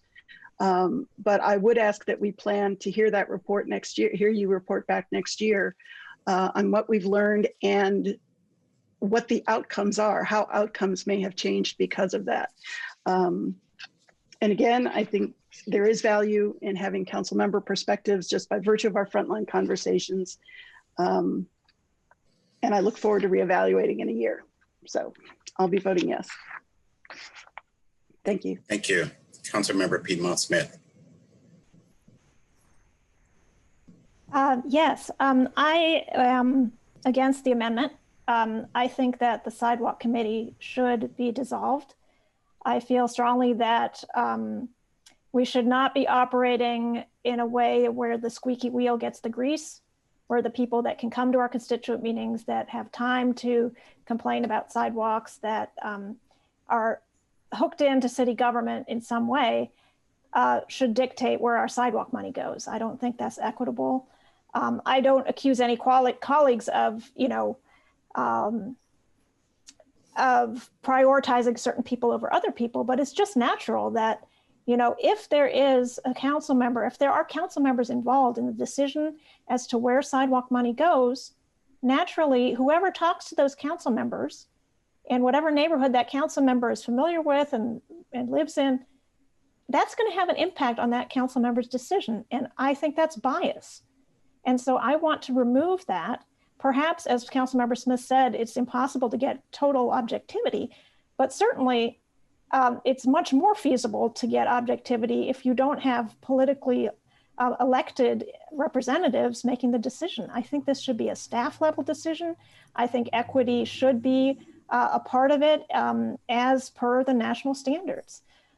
Some of my colleagues think that I want to micromanage things like the budget and other aspects of city government. Well, this sidewalk committee is micromanaging a very important aspect of government, and I don't see any reason for it.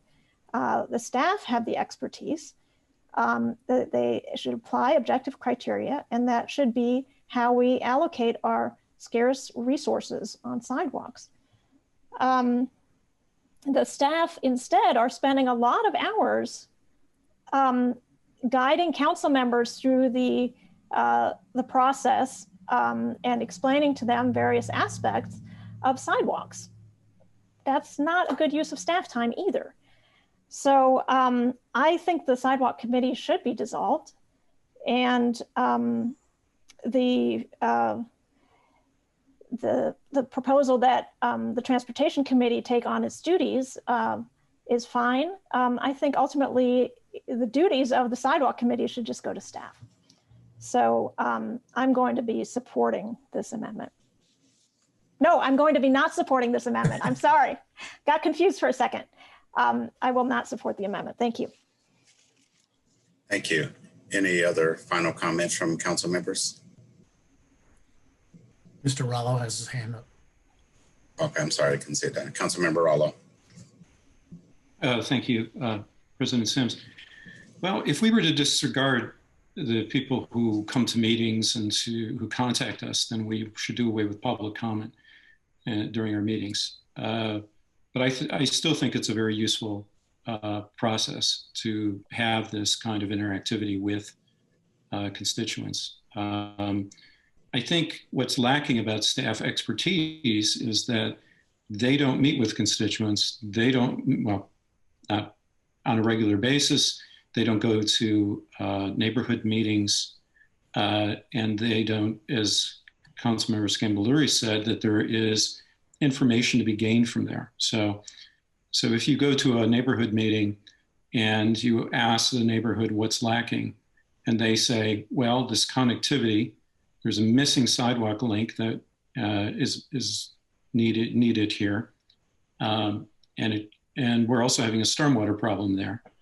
Now those involve two different departments, and you are the link between them, and you can relay that information.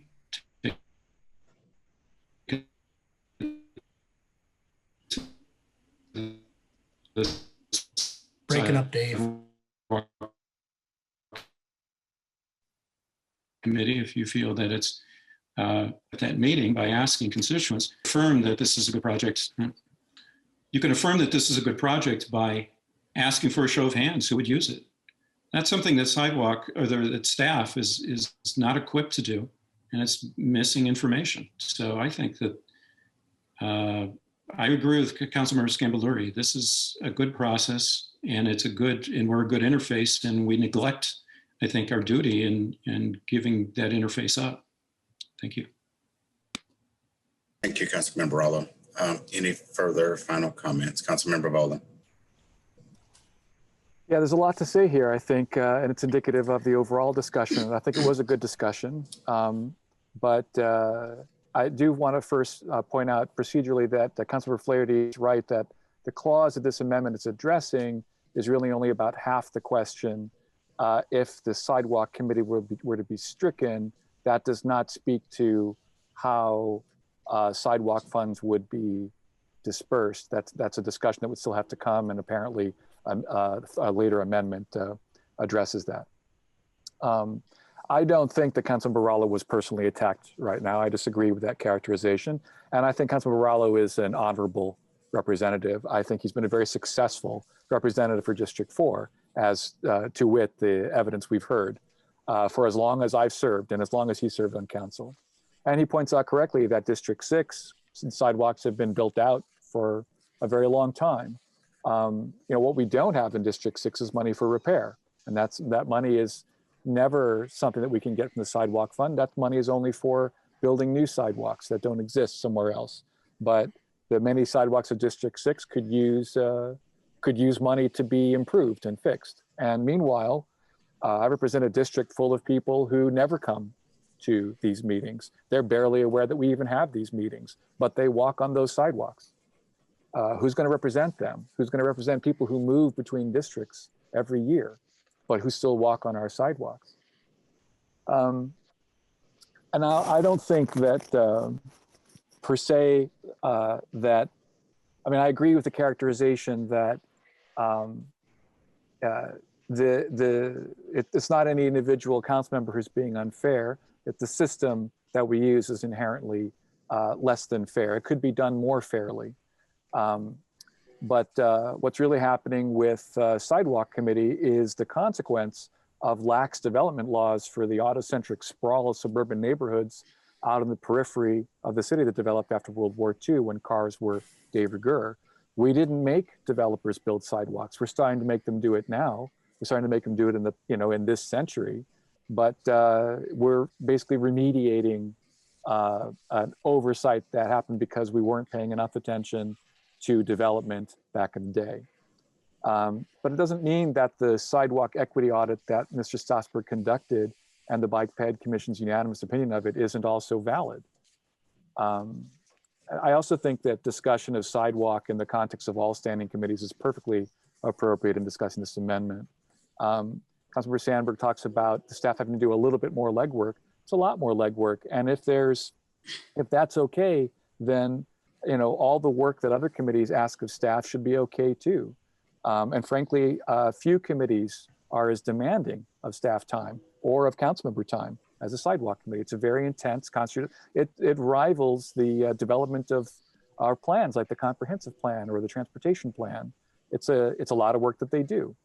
I respect the work that they do. The question is more, is there a more equitable way of doing it? It's not casting aspersions on any one member. They're doing what they're supposed to be doing, and I commend them for it. So if we are really concerned about staff time, that doesn't bode well for a committee like Sidewalk. The newer committees, meanwhile, really haven't had time to prove their value. But after 3 years of the Land Use Committee, it's proving its use. I think that if the others had more time, they might prove their use too. Nevertheless, I proposed this ordinance reducing some of them based on feedback. If I could add value to the decision-making process for how we allocate rental inspection hours, and the rental inspection portion of the housing and neighborhood development budget were distributed by a council committee, you can damn well bet I would be sitting on that committee. What Sidewalk Committee represents, in essence, is a form of government that you would find in other states, a form of city government that you find in other states where there's not a strong mayor, where the council has more influence, a supervisor type like state, where council members directly supervise city departments. And that's why I think we should rethink it, even though I don't feel as strongly about it as it might sound. I would at least recommend that matters of the sidewalk fund be taken up by the Transportation Committee. But frankly, Councilmember Rallo has made a case for retaining the Utilities and Sanitation Committee, considering the confluence of concerns between stormwater drains and sidewalks. You know, I think that all in all, I don't really mind either way if we continue it or not. I just want us to be consistent in the way we approach everything. And, you know, I think that sidewalk is a good example of a standing committee that either you approve of its work, and that means you can recognize the standing committee's work, or you don't approve of its work and you want everything to be done by all 9 members, and no matter how much time it would take. Thank you. Councilmember Rosenbarger. Thank you. I just have a few points here to add into the discussion. This has been really nice.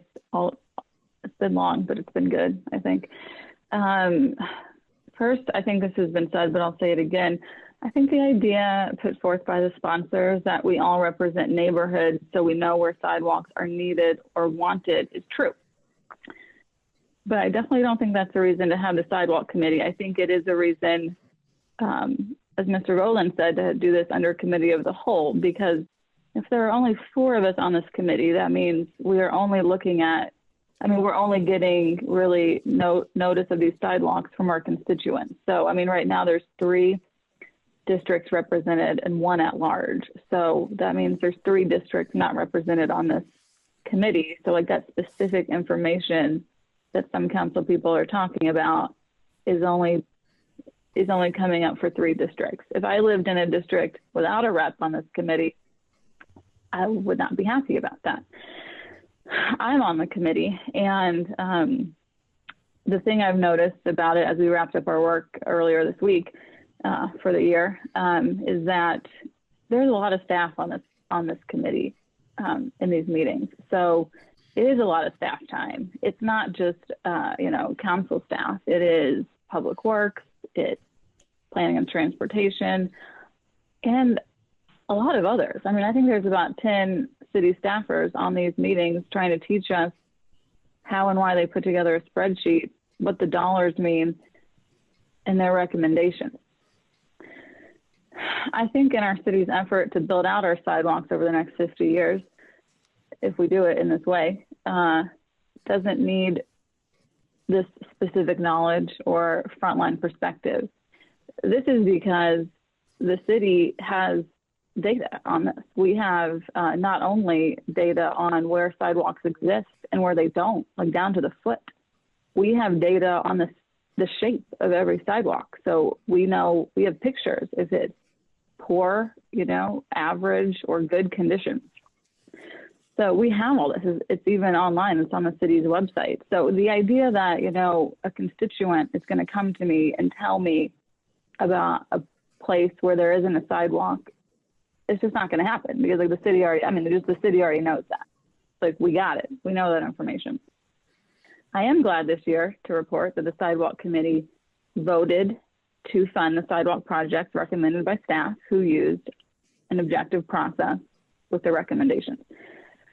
I'll also say, okay, a couple of council members pointed out that many, many hours of meeting time goes into Jack Hopkins and the sidewalk committee. And this is the reason to keep those two committees. I've also heard that standing committees take up a lot of time, a lot of meeting time, and that is a reason to get rid of those committees. These are the same people saying both of these things. So I would like to know, like, which one is it? Do a lot of hours mean we should keep our committees, or do a lot of hours mean we should get rid of our committees? Just a question for the team. My last comment, I am extremely excited to hear Councilmember Rallo discussing bonding for massive sidewalk improvements in the city. I cannot wait to work on that with you. I will send you an email and we can get started, because like, I know a lot of us talk about it, but like, let's do it. I would love to work on that project. And I think as two members of the sidewalk committee, we should do it. Thank you very much. Thank you. Any further final council comments? Okay, before moving on, I'll take a stab at it. As many of you know, I sit on the council sidewalk committee.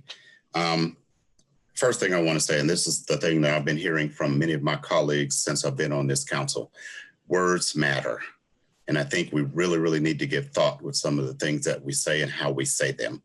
And this is no disrespect to anyone, but when we use terms like, and I know there's no harm mean, but terms like the squeaky wheel gets the oil, or I'm sorry, the squeaky wheel gets the grease. And then say, well, I know no one gets that. That don't apply to anyone, but then we say it. When we say some things with regard to Councilmember Rallo's district, with as far as sidewalks, I do not dispute Mr. Stossberg's data. I think there's some other issues that can help explain that. But without, as he says, understanding some of the nuances, words still matter. I support keeping the sidewalk committee at least for another year, and here's the reason why. I think staff is committed and willing to update the criteria that we've been using in the past. I do know that they have GIS mapping and these sorts of things. I also understand from Mr. Stossberg's standpoint some of the issues of racial and socioeconomic equity issues. I've looked at the maps. I know the distribution of, for an example, the African-American community that's dispersed throughout the city. So I have trouble sometimes wrapping my head around the equity value, racial equity, just based on some mapping when that population is spread out broadly. But the numbers will reflect where we have the numbers here or there. So I'm just not as clear on that. I'm more clear on socioeconomic equity. It is pretty clearly mapped where we have lower socioeconomic areas, less cars, need more walkability. But what I'm most interested in, or not also interested in, is the GIS mapping.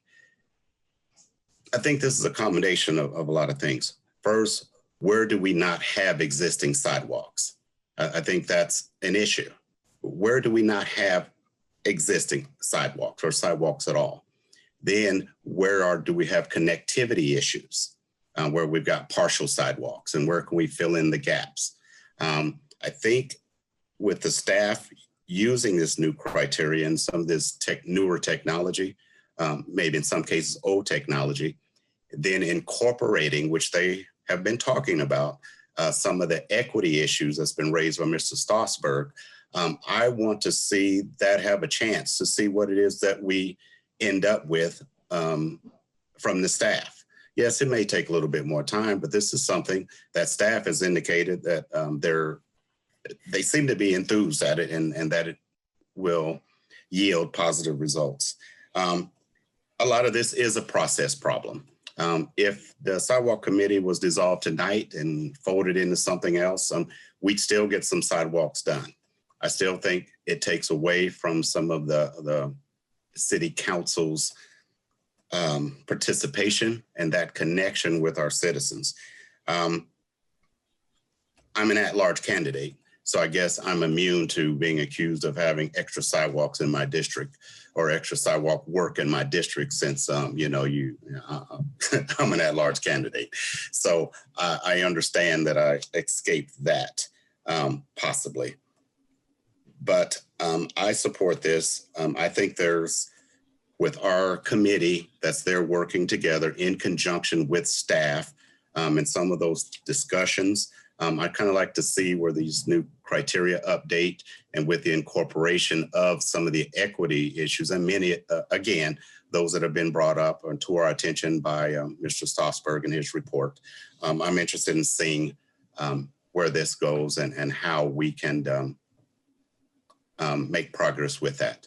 I also heard something about if you got elected officials involved with something, then you have inherent bias. And I'm not going to dispute that. I will just say that if that's what we believe, then every piece of legislation that we consider is under the same criteria and description. So having said that, I do believe, are we ready? Do I refer this now to the clerk, Mr. Flaherty? Yes, we could call a vote. I see Councilmember Piedmont Smith has her hand up. I would defer to the president. I did not see that. Thank you. Councilmember Piedmont Smith. Yes, thank you very much for letting me have a second bite at the apple. Just to respond to what Councilmember Sims just said, if I feel like the sidewalk committee process naturally has some bias involved because we have council members on that committee. Councilmember Sims implied that means we have bias in every decision we make. And I think this is not true.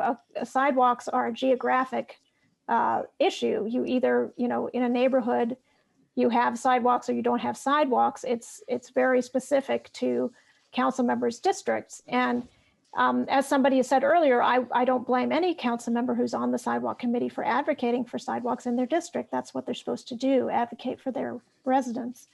But I do see that as very different from voting on policy decisions, which affect the whole city.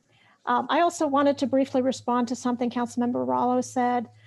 He said, it's valuable to have council members on a sidewalk committee because staff don't go to neighborhood meetings, don't have those direct contacts with constituents. Well, people who are lower income and have to work several jobs and take care of children and all that, they don't have time to come to constituent meetings either, or neighborhood meetings. So I think the people who come to those types of meetings are a self-selected group. And I'm just worried that as a council member, I worry, for myself as well, that I hear those voices, but I have to also remember the voices I don't hear. So I just wanted to add that too. Thank you very much. Thank you, Councilmember Piedmont Smith. Councilmember Smith. I just wanted to thank everyone for the very thoughtful discussion.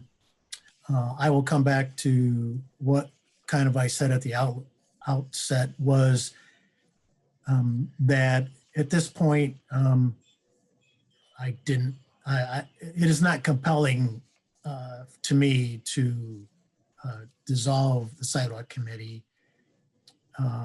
And I just don't think that you can design objective measures, you can adopt the report. I'm not sure it takes out the staff bias at the city either. And I think we all try to do the best job we can, and we mean well, and we're going to get some equity and a new system developed to try to be better at distributing the sidewalks across the city. So I'll just come back to that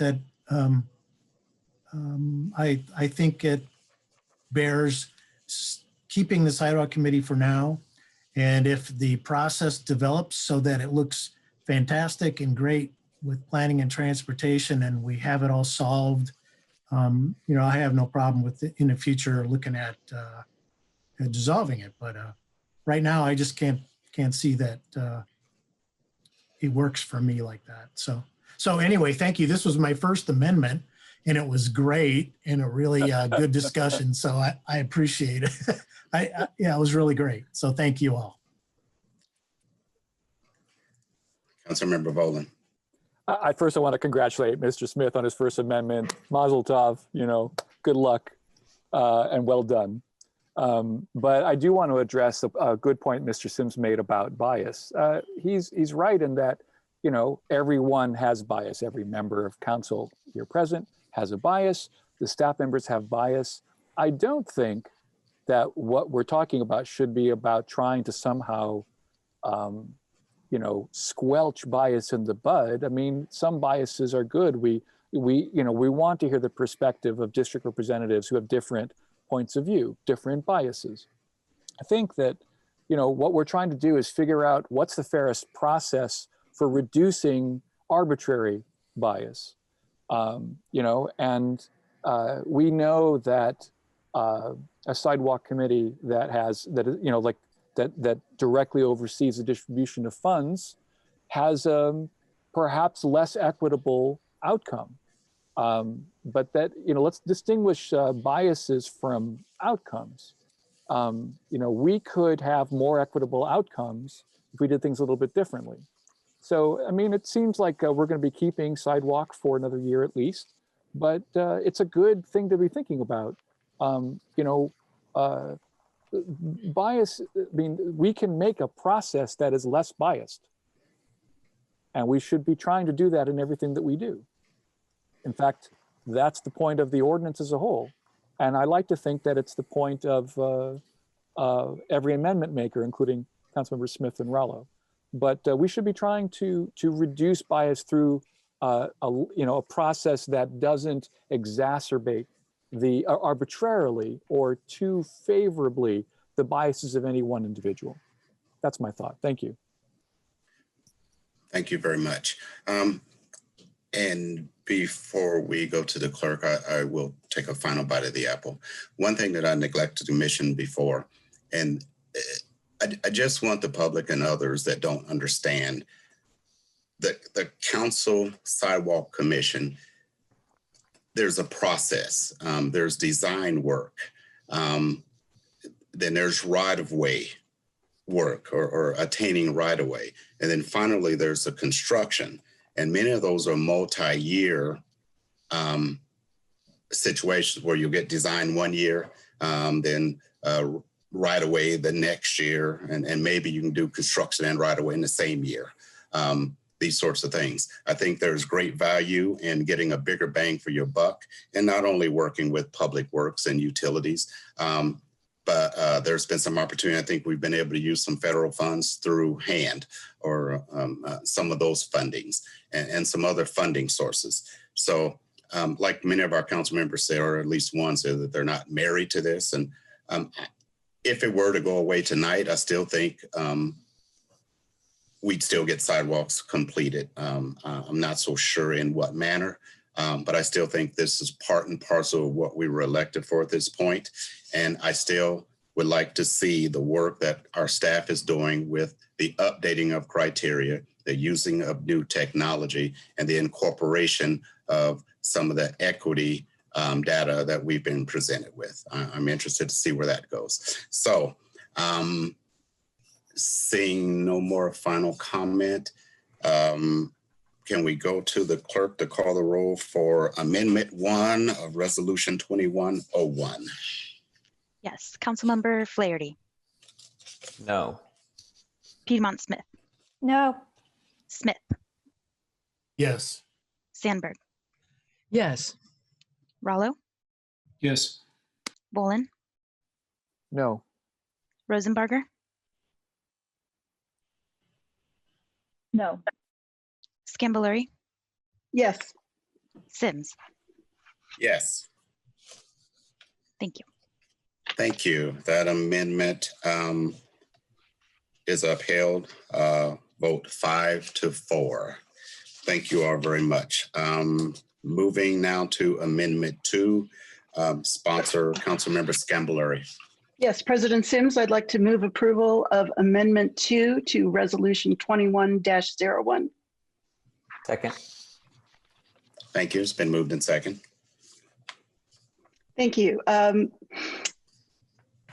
As I was crafting this, I was thinking about the purpose of whereas paragraphs. And in the context of legislation, I think whereas paragraphs do just that. They provide context. They are a tool for providing context for that piece of legislation, for confirming common assumptions that we are all bringing to the table, and just essentially establishing a foundation for that particular piece of legislation. The first three whereas paragraphs of 2101 include some subjective assessments of city council or of council committees. And given the feedback we've heard, not just from individual council members, from staff,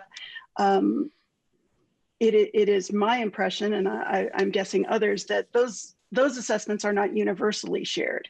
So rather, and just to be crystal clear, it's not at all my intention to pick apart whereas paragraphs and debate whether or not committees made the process more accessible. This amendment is just designed to focus our whereas paragraphs on our common understanding, that which is more objective and factual, and to acknowledge that there is a difference of opinion on committees. So, and I'm happy to take questions. I appreciate your consideration. Thank you very much. Do we have any questions of the sponsor from council? Councilmember Vola. Yes, I can see the logic behind at least two of the paragraphs. Striking them, they can be seen as subjective. I find a problem with striking the third paragraph, though, the third whereas, because it's a statement of fact. Despite having extended the default legislative cycle, standing committees held only five items, or they only had 5 items out of more than 50 last year for a second committee hearing. That's an objective statement. Why not leave it in? Are you proposing an amendment to the amendment? Oh, first I'm asking your opinion of it. I think that's fine. Those three, I don't have strong feelings about that. I think if there is a separate report showing that, that's fine. The first three paragraphs, the first three whereas paragraphs, as I read this, seem to be intended to claim the success of committees. And that third whereas paragraph seemed to do the same thing. If you feel strongly about keeping that third whereas paragraph, I might order it differently. The fourth whereas paragraph seemed to me to be the very logical place to start, whereas the Common Council currently has the following 11 standing committees and so forth. That seemed a very logical place to me for whereas paragraphs to start. The three above it seemed intended to promote an understanding or promote a perception of committees that isn't universally shared. So that was my thinking. Does that help a little bit, or does that speak to your It helps a little. question? I'm trying to take it all in. I want to see what other people think, but no, I understand it. Thank you. Thank you. Do we have further questions from other council members? Okay, seeing none. Do we go to, well, okay. I do believe, go ahead. Yes, Mr. President, we'd ask for any public comment on the amendment. Yes. Okay, I just want to make sure, since we'll probably go back to asking more council questions, I'm just trying to get those out now. Thank you very much. Do we have any public comment on Amendment 2 submitted by Councilmember Scambolari?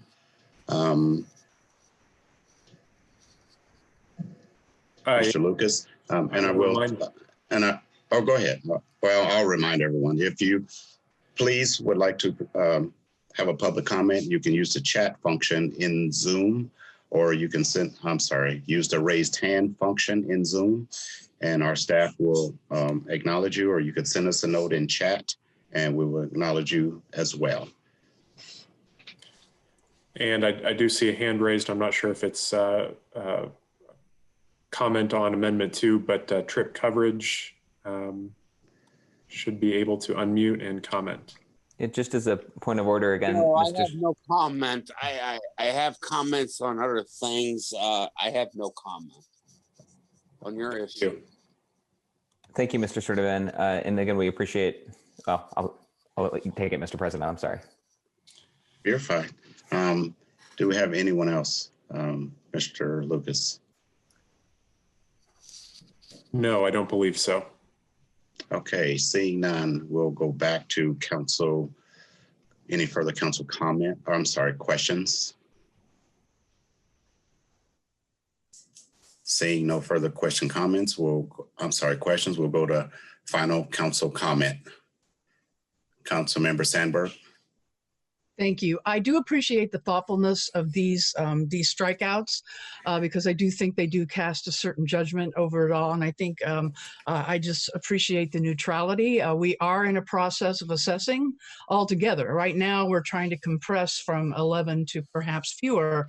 But as the jury still is out, both among staff and amongst members of this council, as to the whole, is this working for us, or is this just adding more layers of complex action? I think removing that kind of promotion, if you will, makes it just a much more neutral document that I would be happier to support. Thank you. Thank you, Councilmember Sandberg. Any Councilmember Volan? Yeah, I just, for the record, I took the Resolution 2001, I took the whereas clauses from it, and when writing 2101, I am an advocate, as everyone knows, for this system. I don't think that the things that I said are particularly inappropriate or wrong, but I can see why members might have trouble sponsoring it if they don't agree with the intent of this legislator. So I'm fine with it. Again, I would say that the third whereas clause is objective, and it illustrates part of the point that I think the committees are working. But I'm happy to support the amendment. Thank you. Thank you. Councilmember Smith. Thank you. I appreciate the amendment, Councilmember Scambaluri. I think it helps clean up the resolution, and I will be supporting it tonight. Thank you. Thank you very much. Further council comment? Final council comment? Okay, seeing none, can we go to the clerk for roll call on, roll vote on Amendment 2, Resolution 21-01. Councilmember Piedmont Smith. Yes. Smith. Yes. Sandberg. Yes. Rollo. Yes. Volan. Yes. Rosenbarger. Yes. Scambaluri. Yes. Sims. Yes. Flaherty. Yes. Thank you. Thank you. That is adopted 9-0. Thank you all.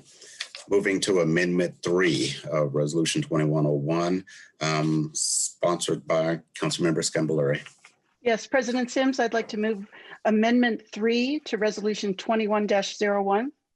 Second. Thank you. It's been moved in second. Please present. Thank you. This amendment actually I see as a continued discussion as the entire committee structure is refined and revisited and evolved. And much of my work this semester, much of my work this past year was focused on the Sustainable Development Committee. And much of our focus was on economic issues and economic responses to COVID-19 and to the devastating impact that's had on local employers. It felt a bit to me with this, while I certainly acknowledge that climate response is part of the Department of Economic and Sustainable Development, it is obviously tied in to what we do in terms of economic development. It felt a bit shoehorned in to the Sustainable Development Committee in this regard. It's my feeling that here on council, we have some council members with phenomenal levels of expertise in climate issues. And many of them are on the Climate Action Committee, and I've looked to them for expertise. Climate action is an issue that cuts across every single department in the city, not just one, not just economic and sustainable development. And I think there is value in a standalone committee that can play that boundary spanning role, that can be a resource to a lot of different departments, to be a resource to every other committee as needed. So in the spirit of continued discussion on how we might refine these committees, I offer this amendment, and I appreciate your consideration. Thank you. Do you have questions of sponsor from council members? Councilmember Piedmont Smith. Yeah, just for the benefit of the public. So what does this amendment do? I mean, I know, but okay. Can you just summarize for everybody's sake? Right. Within the context of Resolution 21-01, it is suggested that the Climate Action Committee be dissolved and folded into the activities of sustainable development. What this amendment proposes is removing those instructions. So in other words, keeping the Climate Action Committee as an intact committee, able to focus on those issues more intensely and more directly. Does that speak to? Okay, thanks. Councilmember Flaherty. Point of order, Mr. Chair.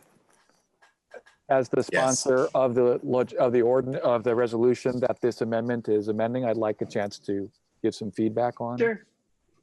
Okay. I think that would be appropriate. Proceed. Yes. Thank you. I didn't hear your no, the parliamentarian said that was proper, so I just acknowledged that. So please go ahead. All motions go through the chair. Okay, so I just want to say that just as a reminder that the resolution proposed to implement the single Sustainability, Climate Action and Resilience Committee as it was proposed a year ago, but which was changed by amendment, I think sponsored by Councilmember Scamboluri.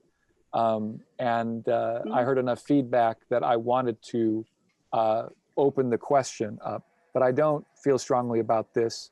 And I have no problem with Amendment 3. It's just, I thought that like with Sidewalk Committee, it was something that we really needed to talk about. So I'm glad that we're talking about it. Thank you. Thank you. Councilmember Flaherty, I think, had his hand up. Well, I didn't say go back up, so I was wondering if he still wanted to. No, go ahead, Councilmember Flaherty. Sure. I was debating whether to ask. I was trying to tell. Thank you. Thank you. Yes, thanks, Councilmember Scamboluri, for the presentation.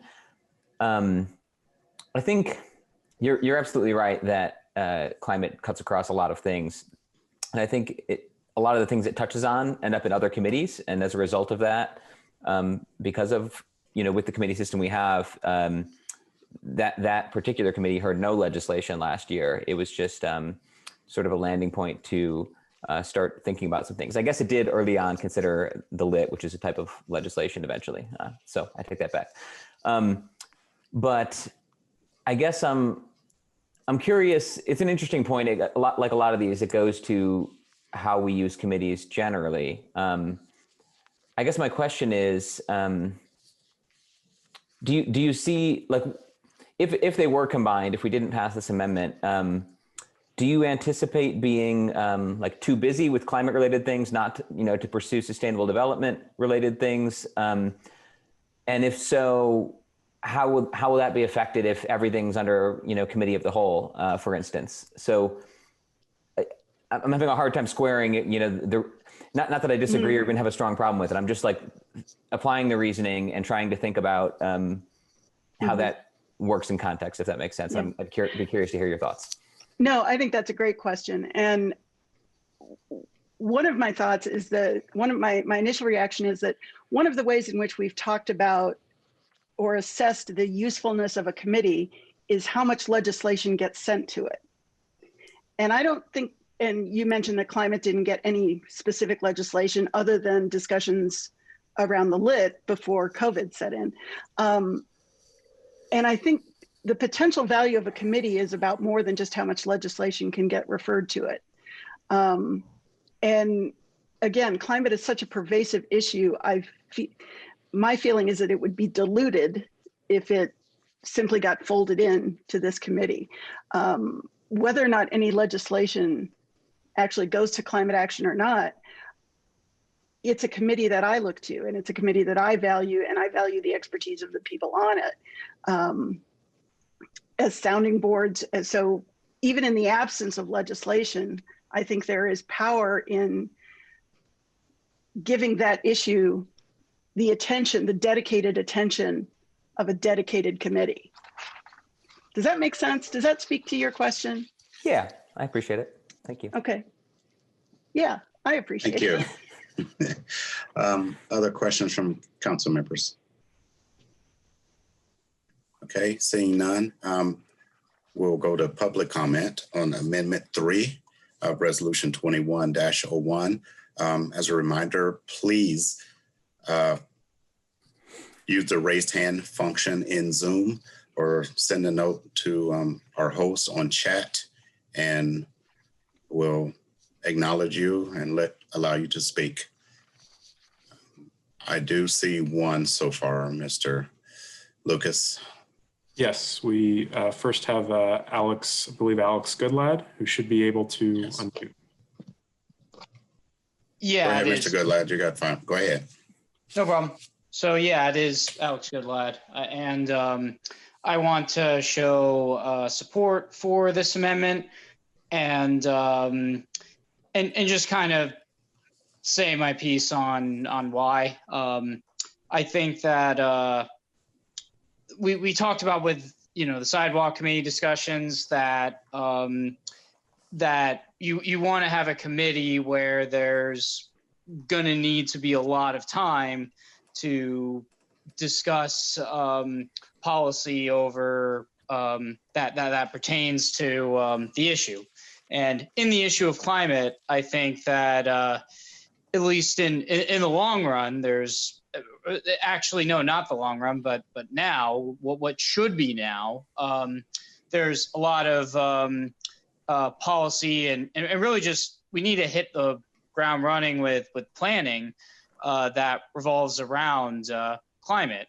And I know that that technically speaking, there wasn't a lot of there wasn't a lot of there wasn't a lot of ordinances that directly related to climate other than the lit, but I think in the future there's going to be a lot of it, and also I unfortunately I didn't go to a lot of meetings this year with what was proposed, and I think a lot of why there wasn't a if I recall correctly, why there wasn't a lot of why there wasn't a lot of legislation on climate this year was because COVID dominated kind of a lot of it. I would imagine so, but that's not to say that climate has been a thing in 2019.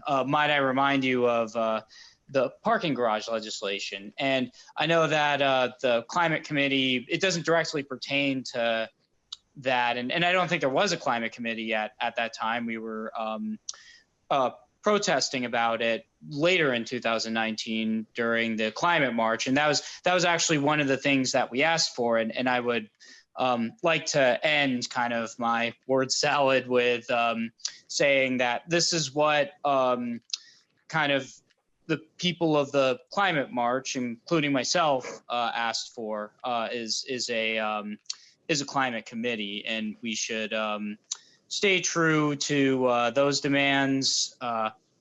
And I agree that it's not just the simple matter of how much legislation, but the quality of the legislation too. The lit potentially would have been, quality legislation, or hopefully quality legislation had it passed.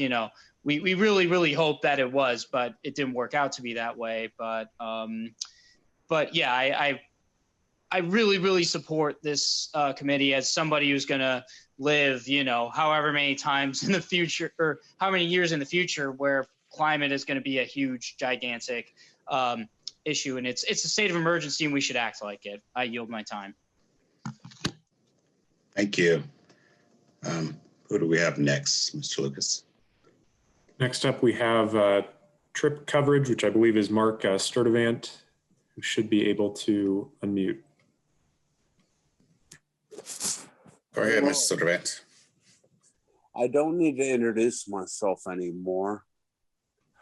It's like this. You people are not doing anything about Centerstone.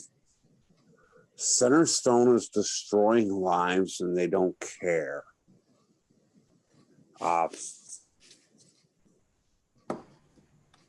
Really, that's all I got to say. Thank you very much. The thing about it, this. Centerstone is a thorn in your side, and yet you don't do nothing about it. Why? I'm asking you a question straight up. As a point of order, we don't engage in question and answer during the public comment period. You need to, just for once. And I have to scream it at you. Centerstone is destroying Order, Mr. Chair. We got people sleeping in the park because of Centerstone. Mr. Chair, please order. Mr. Lucas. Thank you. Can we move on to Mr. Muchler? We have Nathan Muchler, who should be ready to comment. Thank you. I'd like to agree with what Alex just said. And I've got almost three small children now that I would like to grow up in Bloomington. I'd like them to have a future in here, and climate is going to be a huge factor in that.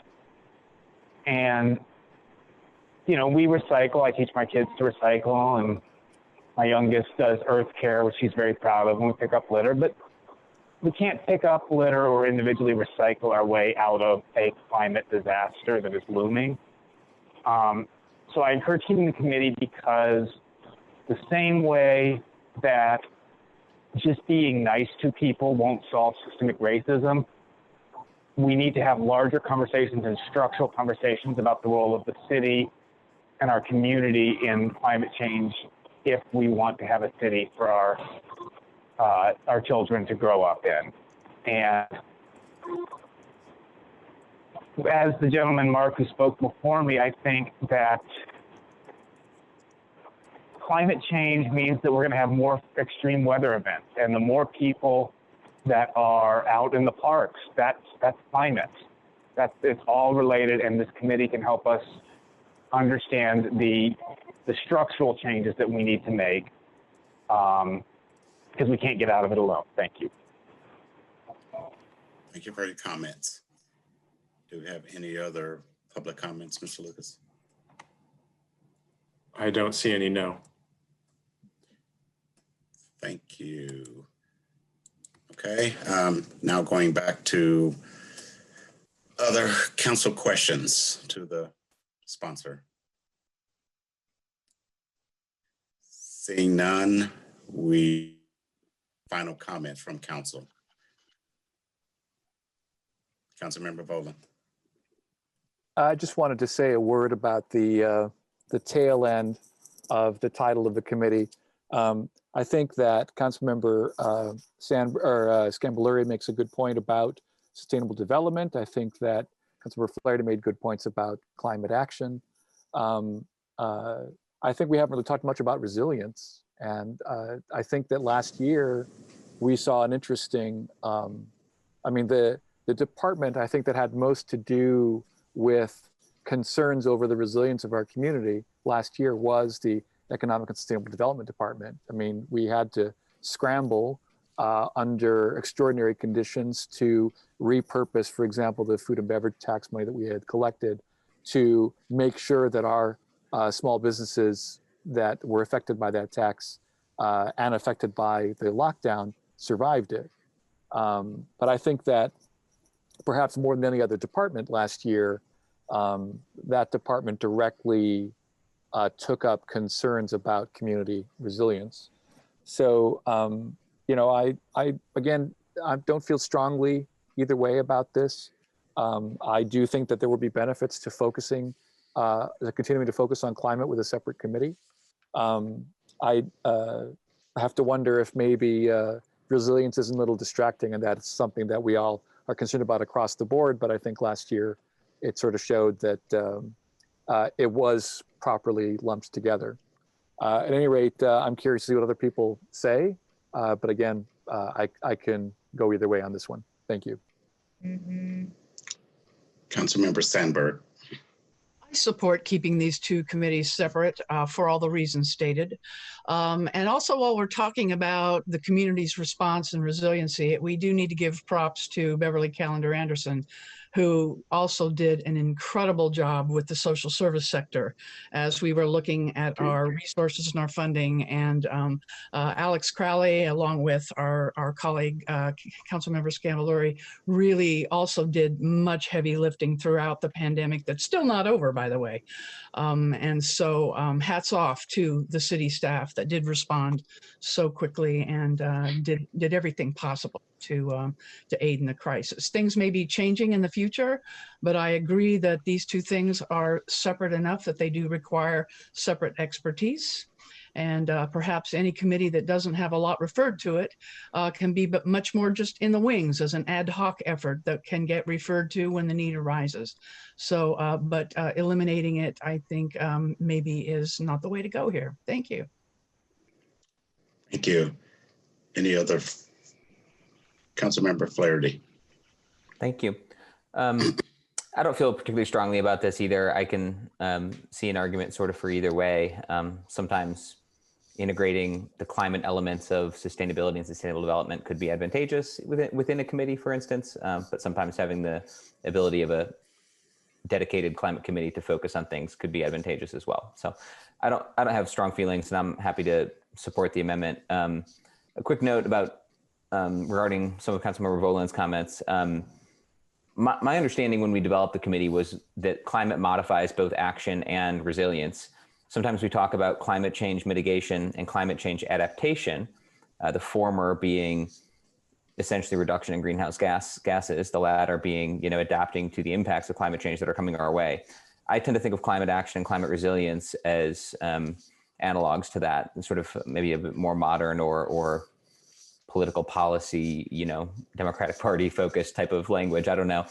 Climate resilience would be, have to do with adaptive capacity and how we respond to things like climate migration and increasing temperatures, for instance, through weatherization programs or all sorts of things like that. There's lots of climate impacts coming our way and some that we're already feeling. So that just a note on that, because I think maybe there was some confusion about, I'm not sure all elements of community resilience necessarily belong with that, committee.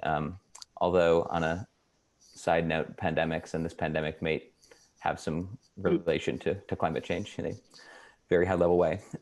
Okay, that's it for me. Thanks. Thank you. Councilmember Smith. I support the amendment. I think the climate action and resilience is just too important of a topic. And so I support keeping it where it is. So thank you very much. Thank you. Any other comments from council? Councilmember Boland. I do want to thank Councilmember Sandberg for correcting me. She's right. Beverly Calendar Anderson and the Community and Family Resources Department played a crucial role as well last year, and it's my oversight. I also appreciate Councilmember Flaherty's pointing out the idea that climate modifies action and resilience. I hadn't thought of it that way. So I accept that that reading of it, and that encourages me to support the amendment. Thank you. You're welcome. Thank you. Any further comments? Okay, seeing none, will the clerk please call the roll for Amendment 3? Councilmember Smith, Yes. Sandberg, Yes. Rallo, Yes. Bolin, Yes. Rosenbarger, Yes. Scambolery,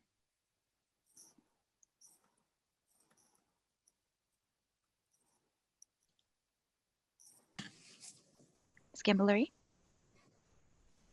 I will come back. Councilmember Sims, Yes. Flaherty, Yes. Piedmont Smith, Yes. and Scambolery.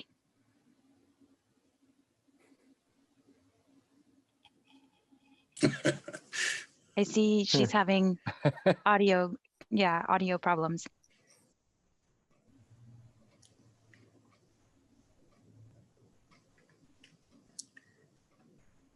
Okay, she's indicating yes, but this is a Hi. voice.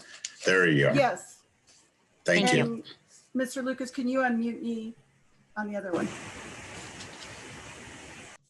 Okay, thank you. Amendment 3 is adopted 9-0.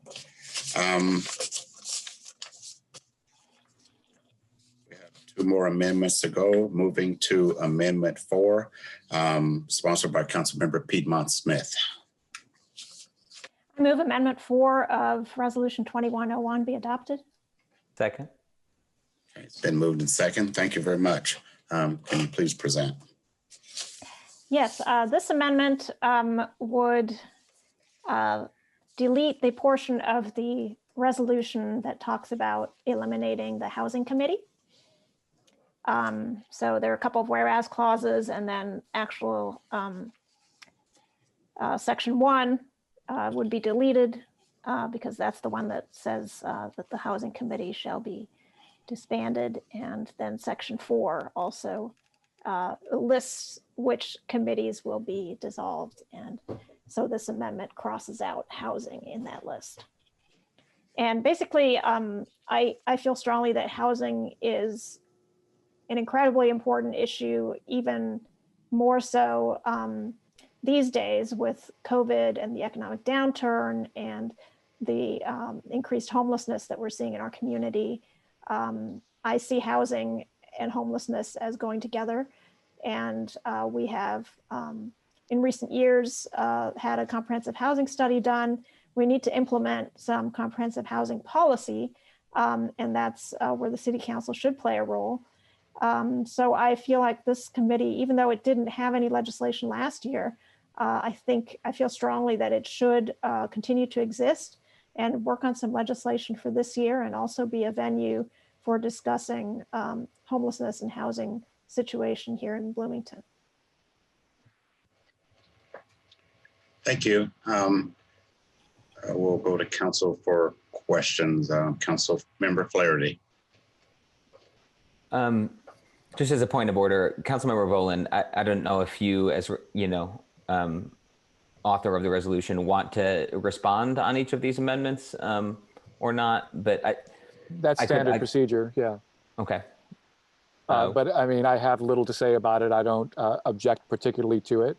I do think that, again, it's the committee that gets the least legislation. But Councilmember Piedmont Smith is right that it is a useful area of focus for research. So I don't oppose it. Thank you. Thank you. Councilmember Flaherty. And I'm sorry, maybe I jumped the gun a bit in getting my hand up for a question, but thank you, Mr. President. And thank you for the amendment and the presentation, Councilmember Piedmont Smith. We're sort of exploring an interesting question here, which is how many committees and what topics. And I guess it's important to note that housing would not go away or not be focused on. It would simply be part of land use in the proposal.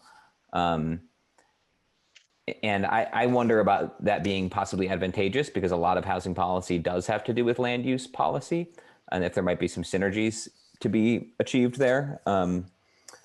That said, there are elements of housing policy that don't necessarily have to do with land use. I just think it's an interesting question, and I'm curious, in your opinion, Councilmember Piedmont Smith, about why that would not be as ideal. It's, again, kind of a question of division of labor, I suppose, and how many people are working on different issues. Yeah, I think that there definitely are synergies between land use and housing, and the way we use our land, whether we use it more efficiently or less efficiently, leads to more or fewer housing units, and we see that as a big topic right now with the UDO. So certainly they are very closely related.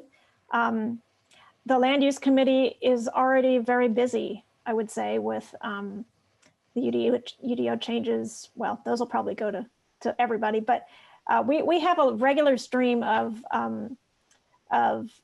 petitions coming to us from the Plan Commission. And so I feel like adding housing, given that we already have a pretty full plate with land use, of which I've been on it for 3 years, and I was chair last year. So I know the workload is already significant. So I would just think that housing should be separate just because of the workload, and that I would want a commission or a committee that could really focus some time on the housing issues. Thank you. Thank you. Do we have any further questions from council members? Okay, seeing none, we'll go to the public. If there's anyone that has comments on Amendment 4 of Resolution 2101, you can please participate by using the raised hand function in Zoom, and/or send us a note through chat, and you'll be acknowledged and recognized to speak. Do we have any takers, Mr. Lucas?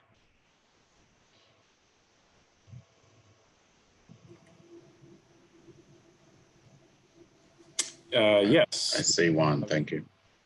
Alex Goodlad, who should now be ready to comment.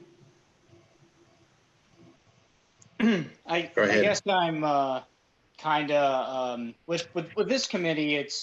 I think it's an interesting question.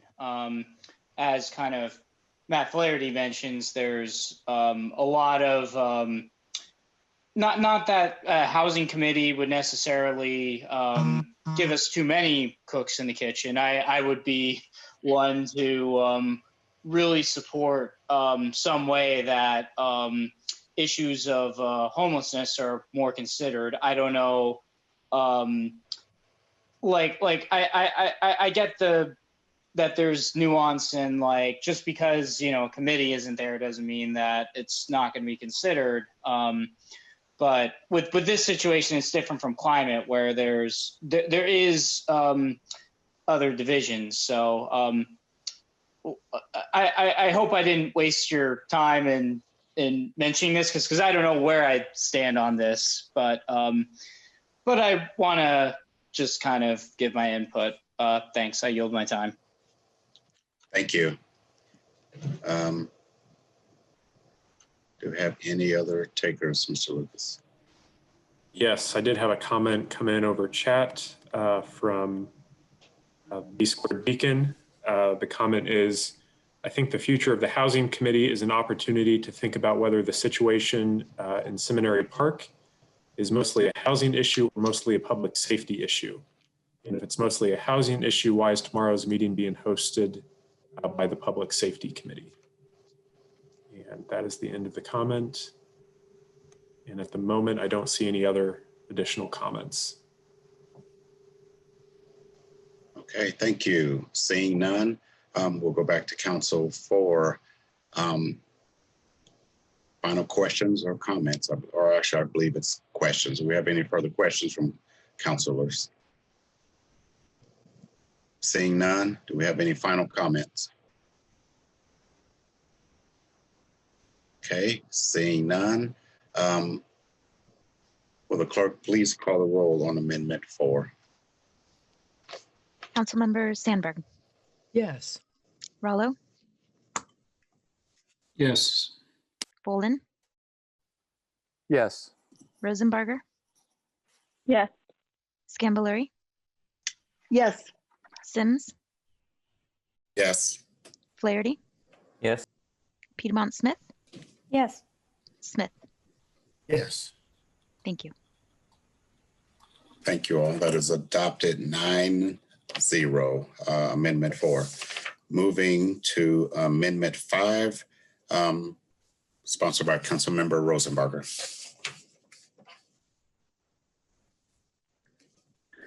Thank you very much. This amendment is I'm sorry. I think you need to move. Thanks, Mr. President. Oh, I move, sorry, Amendment 5. Second. Thank you. I'm sorry. What are we doing? I'm sorry. What are we doing with Amendment 5? Move. I'm sorry. I just don't want to be confused. Move to adopt. Is that proper? It is. Mr. Flaherty. Okay, thank you. It's been moved in second. Thank you, Councilman Rosenbarger. Please proceed. Sorry about that. Sorry, I just got in there. This is to move the sidewalk committee into the transportation committee. I propose this because I guess to me, if we have a sidewalk committee, we should also have a public transit committee and a streets committee. I don't think we should have those. So I thought it would make sense to wrap all transportation into the transportation committee. That's it. Okay, thank you. Do we have any questions from Councilmember Volin? Just as a sponsor of the resolution, again, I don't particularly object to this. I think I did signal my belief that sidewalk could be wrapped into transportation, but I'm interested to hear the debate among council members. Thank you. Point of order. Yes. Sorry. Isn't this moot since we passed Amendment 1 that preserved the sidewalk committee? Or is this just going to be another vote on basically the same thing? Well, I'll defer as far to as I know. parliamentarian. Well, I think we kept the sidewalk committee, but this amendment is actually, yeah, I'll let the parliamentarian speak. Thank I you. would say it's, you're correct that we chose through Amendment 1 not to strike the sidewalk committee entirely from the legislation, but this proposes to do something different with the sidewalk committee indefinitely, or, you know, as long as the resolution lasts. And I do think it's a different question. Now that we know that it is not the will of the council to strike the sidewalk committee, even though the whereas clauses granted that at least in the interim, the sidewalk committee, if struck, would its remaining duties or something would go to the transportation committee. I'm not sure if the the author of the resolution would want to speak to that point as well, or Council Attorney Lucas. But I think this is a different question, and thus a proper amendment to consider. Yeah, the amendment here is to move the duties of the sidewalk committee to transportation. So it is. It's a different question. The duties exist. They are just in the transportation committee. It's taking a very similar subcommittee and putting it into its mother committee. Thank you. And do we have any further questions? Councilmember Volin. You don't mean you mean just a committee. It's not a subcommittee. We don't have that. But you're not saying this says nothing about the sidewalk fund, right? The sidewalk fund still exists. It's going to be distributed. This just says that the transportation committee would do that work instead of the sidewalk committee. Is that correct? That's correct. It's the last sentence of the amendment that this would entail the council, the recommendations to the full council on the use of the alternative transportation fund money specifically budgeted for council recommended sidewalk and traffic calming projects. I'm just trying to clarify the question. Thank you. I appreciate it.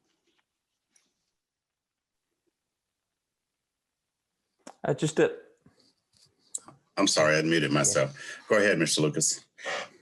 Oh, and I don't know if Councilmember Flaherty was going to make the same point. I will note that there is a whereas clause.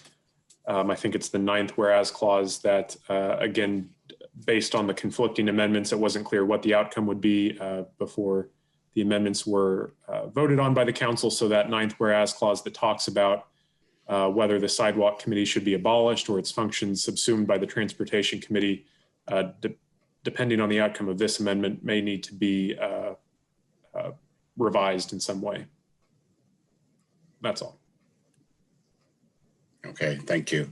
And depending on the outcome, I guess you or Councilmember Flaherty will let us know what we need to do to clean it up after that. Okay, thank you. Council, any further council questions of the sponsor? Okay, Councilmember Smith. Thank you, Councilmember Rosenbarger. I'm not sure I understand exactly. So tell me what happens if this is adopted. Sure. So the duties of the sidewalk committee would become the duties of the transportation committee. So everything that's happening in the sidewalk committee would instead happen in the transportation committee. It's just really combining the two. And you think your proposal to do that, what is the rationale behind that? It is to merge some of our committees. I think, based on our standing committee work session, some folks were of the belief that we have too many committees. So this was an attempt to make one fewer committees. Also, that sidewalks are a form of transportation. Transportation committee did not get a lot of action last year. We did have a little bit, and I would say absorbing the work of the sidewalk committee, which was a couple meetings this year, would be okay. Thank you for the explanation. I appreciate it. Thank you. Councilmember Scambolari. Yes, thank you. I'm sorry, I'm being slow. So would the transportation committee just bring over the responsibilities of the sidewalk committee, or would it also bring over all the sidewalk committee members? Does that question make sense? So would the transportation committee be 8 people suddenly, or however many? Oh, interesting. Yeah, no, it would be the 4 members of the transportation committee. It would not be an 8-member committee. So the transportation committee would take the responsibilities of the sidewalk committee, but not the members of the sidewalk committee, correct? That is correct. There are 2 of the same members. Okay. And again, right. Thank you. And again, this kind of goes back to but it would seem to me that would eliminate the sidewalk committee. Am I somehow, Mr. Lucas or Mr. Flaherty, am I missing something somehow? Because the sidewalk committee has a very discrete, very specific assignment, correct? In effect, yes, this would eliminate the work that the sidewalk committee does and move that work to the transportation committee. The sidewalk committee would seem to then be, superfluous. Again, this resolution, as amended, or according to Amendment 1, would not eliminate the sidewalk committee, but it wouldn't have any scope. It would have nothing in its portfolio left, so to speak. Correct. Okay, thank you. I appreciate that. Any further questions? Oh, wait, one more, sorry. Councilmember Scambolari. Yeah, I'm sorry. Aside from alternative transportation fund monies and sidewalk monies, are there any other funds controlled by transportation currently? I feel like I should know that and I don't. No. Okay, thank you. Mr. Holcomb. Thank you. Any Councilmember Smith? It seems like if we voted for amendment number 1, this amendment becomes moot. That would be my interpretation of it. Well, so I think they're different. I mean, they're two like pretty detailed questions that we were asking. One is, the first one was, the first one is like, do we want to eliminate the sidewalk committee and its duties? This one is, do we want to move those duties into a different committee? So the duties exist. Will still exist. Okay. And dissolve the sidewalk committee. So I get it. Well, this doesn't actually dissolve the committee. It would just have nothing in its work portfolio. So at some point, maybe we would, but it just wouldn't have a reason to meet. Yeah, I don't understand the function of that, but okay. Yeah. Thank you. Councilmember Volan. Yeah, just to follow up on Councilmember Smith's question. So it seems to me, and tell me if I'm wrong here, that regardless of how the council oversees the sidewalk fund, with the vote on Amendment 1, council expressed, among other things, its desire to continue to have control over the sidewalk fund. Regardless of what committee hears it, council is still going to have direct control over, I mean, as it has been for the past many years. Council is going to continue to do that. It's just a matter of which 4 members are making decisions about it. Is that right, Councilmember Rosenberger? That is correct. Okay, so I mean, the net result is that a collateral aspect of your amendment is that it would obviate the need for a sidewalk committee, but there would still be a committee deliberating directly on the sidewalk fund. It's just the transportation committee instead. Yes, that is correct. All right, and I just might ask Councilmember Smith, does that jibe with your understanding? Like, do you see it the same way? Yes, I agree. That's what it appears. Okay, thanks for you both for the clarity. Thank you. Do we have any further questions? Thank you. I do have one. In our discussion on Amendment 1, there came up the issue of inherent biases by elected officials. What say you with the same discussion, instead of being sidewalk committee, now where it's the transportation committee are the same elected, or not the same, but still elected officials? How do you see that as different? Or if you do? No, I think all council members bring a level of bias to any committee we're on. It's just a function of our lives.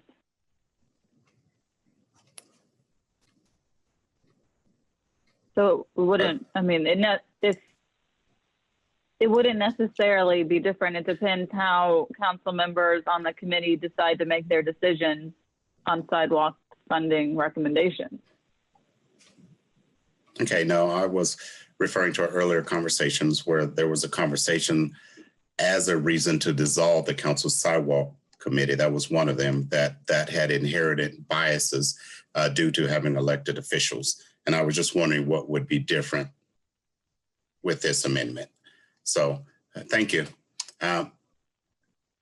Did you have anything else to add, Ms. Rosenberger? I'm fine if you don't, but I was just wondering if we're clear on that. Oh, yes, I'm okay. Okay, thank you. Do we have any further questions from council? Okay, seeing none, we'll go to public comment on Amendment 5. You can please use the raised hand function in Zoom or send us a note in chat, and we will recognize you to have public comment. First up, I believe we have Mark Sturdivant, who should be able to unmute.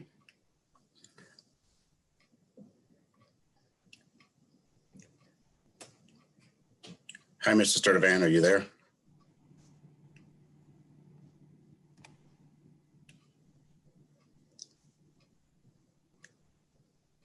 Mr. Sturdivant, am I pronouncing his name correct?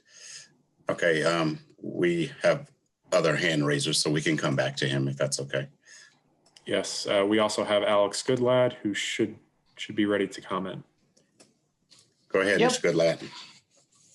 Okay, so I support this amendment for kind of the same reason why I support Amendment 1.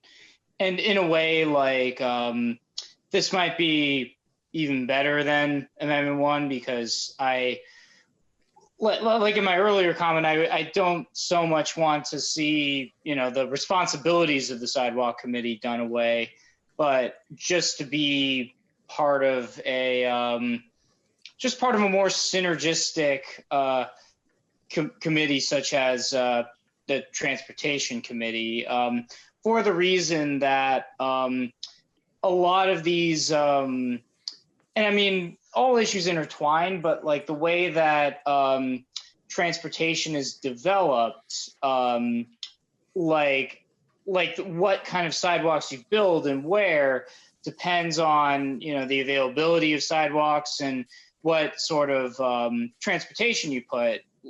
A great example being bike lanes kind of depends on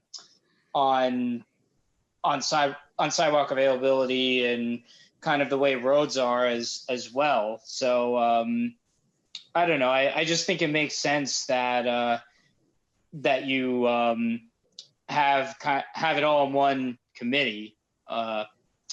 And yeah, I don't have anything else to say, so I'll yield my time. Thank you for your comments. Who do we have next, Mr. Lucas?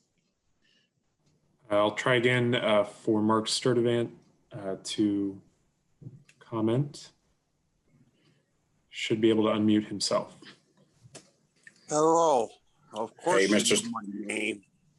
And I still have the same trying question. The same question I had the last time I spoke. Well, Mr. Sturdivant, I'll add that the last time you were not speaking to the issue that we were, and that's not the time for that. I understand that. Do you understand we're on the verge of an apocalypse? Mr. Sturdivant, I'd like to allow you a chance to speak. Maybe mad or whatever you want to label me as. Mr. And Lucas, you want to shut me please, up. But we have Centerstone making people fuck. Mr. Lucas, thank you. Do we have any other comments from the public? Seeing none, we'll go back to, do we have any questions from council? Councilmember Skembler. Yes, thank you. And I didn't thank you for the presentation before, Councilmember Rosenbarger. Can you, I'm sorry, but can you go over this again? What we have a group of 4 people on the sidewalk committee making these decisions now. This would still be a group of 4 members of council making this decision. Why would it be better housed in transportation? I think transportation members can inform what goes on in sidewalk. It sounds like they can, but why is the move a better idea? I think it makes the most sense. Yes, I think it makes the most sense to have one group of 4 council members handle all transportation issues. So this would be an equivalent of having an economic development committee and also having a small business committee. It wouldn't make a lot of sense to have that housed somewhere else. So I think it makes sense to combine transportation committees into one, especially since there's, a transportation committee didn't get a lot of work last year, and the sidewalk committee also has, I would consider, an average amount of work on it as well. So it's not something like land use that really meets a lot and would have a hard time absorbing something like housing that potentially this year is also very large. But it's really just about changing a little bit so we have the same 4 people making transportation decisions. That's the main difference. Okay. I guess I would also really quickly just say you said the transportation committee can inform the sidewalk committee, but that did not happen in this last year. So I don't know that it would happen next year. Okay.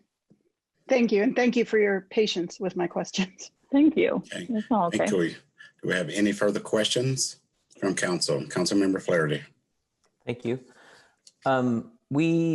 When we were discussing sidewalk committee earlier tonight and sidewalks generally, a number of members in various contexts expressed desires to look at TIF funding, other funding sources, other ways to approach sidewalks. I know side paths were mentioned, but these are things, some of these elements have never happened in the sidewalk committee discussion context historically, at least not in a way that I think has materially led to a proposal or legislation. But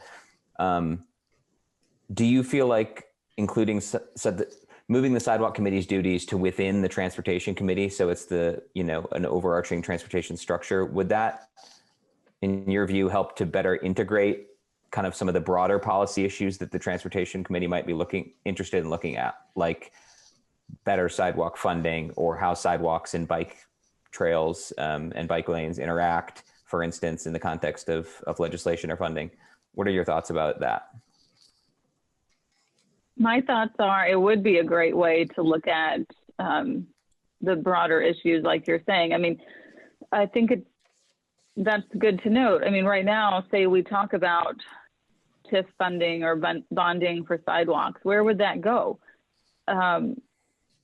Typically, the sidewalk committee only deals with the alternative transportation funds budget. So would the sidewalk committee hear about bonding for sidewalks and bike lanes? If it's both, would that go to transportation? I think that is a little wishy-washy, but if we combine them into one, I think it's a very cohesive and collaborative approach to really dealing with everything at once. Oh shoot, I was gonna say something else there. Oh, I was going to also say, if folks I'm on both committees, so I would really be unaffected, I would say. I'm going to all the meetings either way. If there are folks on the sidewalk committee who still want to be involved in sidewalks, we are about to give our preferences to the council president for committees. So, anyone could be on it. Thank you. Thank you. Do we have any more questions from council? Okay, seeing none, move to final comment. Councilmember Boland. Yes, thank you. I didn't address the question of the sidewalk committee last year with resolution 2001 because sidewalk was well established and there were other issues that merited a transportation committee. I knew that whatever committees we chose in going to a full system last year, they would need to evolve. I do think this amendment makes sense. Sidewalks are primarily for transportation. To answer Mr. Sims' question, the majority voted to keep being directly in charge of sidewalk funds. I don't think that that's the question for Amendment 5. I think those of us who voted against Amendment 1 still think that council shouldn't be directly involved in sidewalk funds, but if the majority will continue to deal with sidewalks directly in this way, Amendment 5 says it should be the committee that deals with transportation matters overall. So I think that clarifies the question for me. And I don't think that there's any inconsistency in the stance of those of us who opposed Amendment 1. The responsibilities that are currently embodied in our sidewalk committee would continue, but they would continue under the aegis of the Transportation Committee. That's what Amendment 5 says. And for what it's worth, I serve on transportation, but not on sidewalk. If this were to pass, I would be willing to yield my seat on transportation. I share the committee with Councilmembers Rosenbarger, Smith, and Piedmont Smith. So I, don't know if that makes a difference to anybody, but we are looking at adjusting our foci this year, and I'd be happy to make that adjustment. Thank you very much. Thank you. Any further comments from council? Councilmember Rollo. Yes, I think this is a bad idea. First, I want to say that I've been on the sidewalk committee a long time, and I think it's a very effective committee.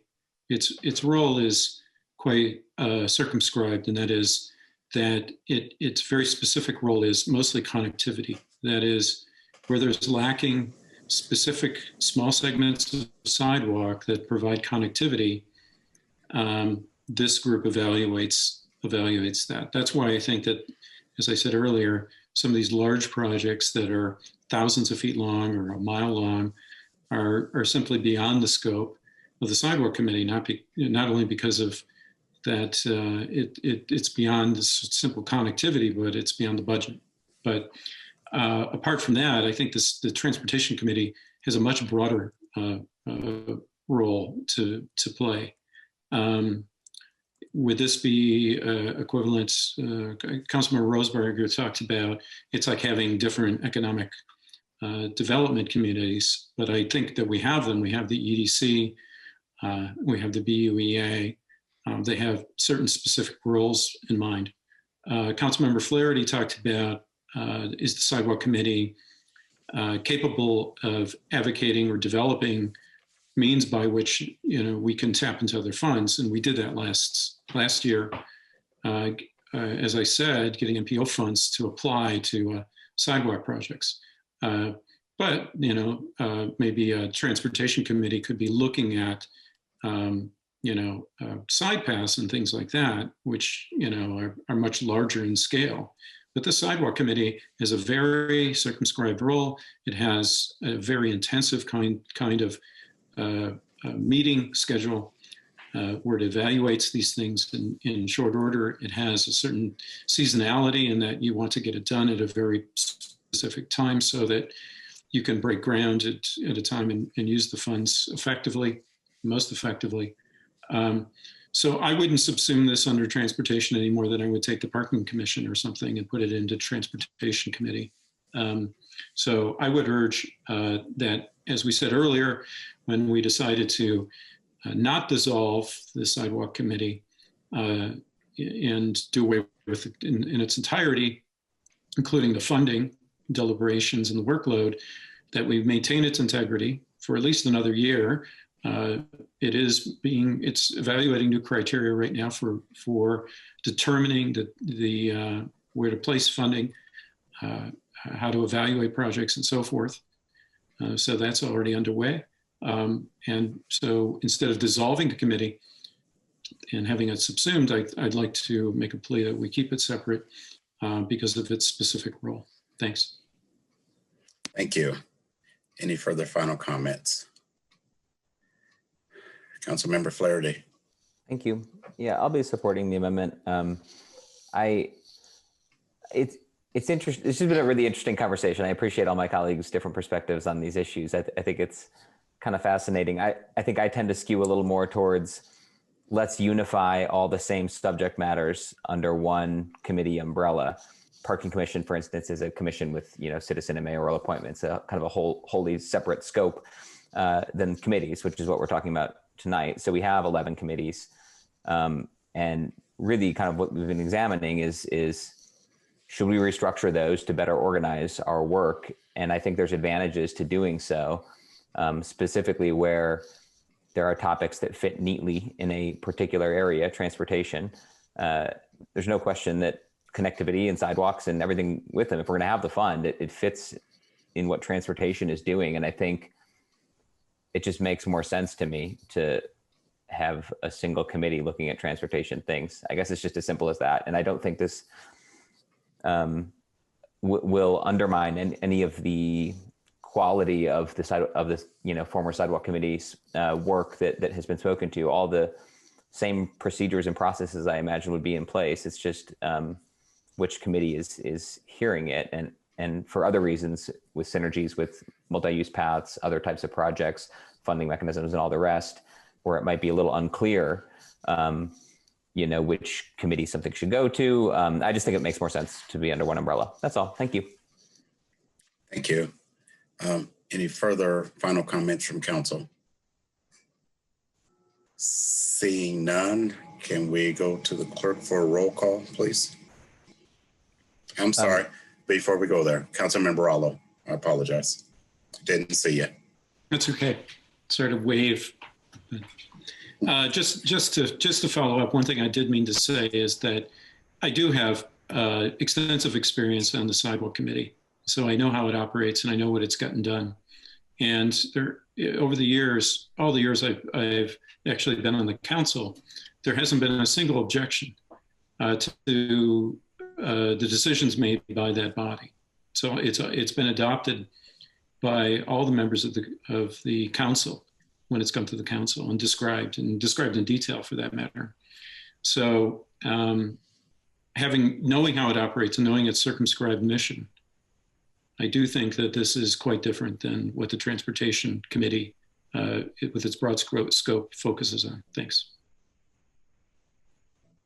Thank you. Any further comment? Yes, Councilmember Boland. Councilmember Rallo, I invite you to take my seat on Transportation Commission if it makes a difference.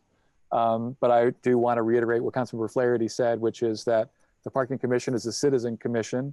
And in fact, it's overseen by the Transportation Committee, which appoints the council seats on that commission. The fact that transportation has a broader scope than sidewalk does not, especially if it's not getting a lot of legislation, doesn't mean that it can't also take on those duties in the narrow window of winter, December, January, when sidewalk normally does its work. I don't think those arguments are good enough reason to not consider this. But if it makes a difference, let me tempt you with my seat on the Transportation Committee, by all means. Thank you. Thank you. Any further final comments from council? Seeing none, will the clerk please call the roll, please? Yes. Councilmember Rallo. No. Bolin.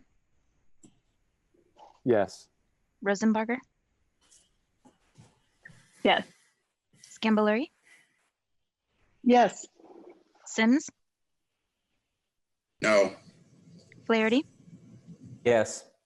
Piedmont Smith. Yes. Smith. No. Sandberg. No. Thank you. Thank you. Amendment 5 is adopted 5-4. Now that has happened, either Councilmember Flaherty or Mr. Lucas, is there any other, based on this vote and Amendment 1's vote, is this clean in order to move on with the resolution? I think we have one small motion that would be in order still at this point, which has to do with Section 4, I believe it is, where a few changes were made and we need to make sure we are able to reconcile. I guess I'll make a motion. I move to authorize staff to reconcile Section 4 in accordance with the several amendments that were considered to reflect any adopted amendments. Second. Okay, it's been properly moved in second. Do we go to further comment and public comment and all that on this? Mr. Parliamentarian. I'm actually not sure what standard process would be for this. I'm going to I think that's more housekeeping. Unless advised not to, Mr. Lucas, we'll take a roll call vote on that. See, Councilmember Piedmont Smith has a. Councilmember Piedmont Smith, thank you. Didn't see you. Yeah, I actually, I'm not sure if it's only housekeeping because Section 4 also lists the sidewalk committee as being dissolved, which I'm not clear now if it hasn't been dissolved, but its portfolio has been taken away from it. So I'm a little confused as to how Section 4 would be amended in regards to the sidewalk committee.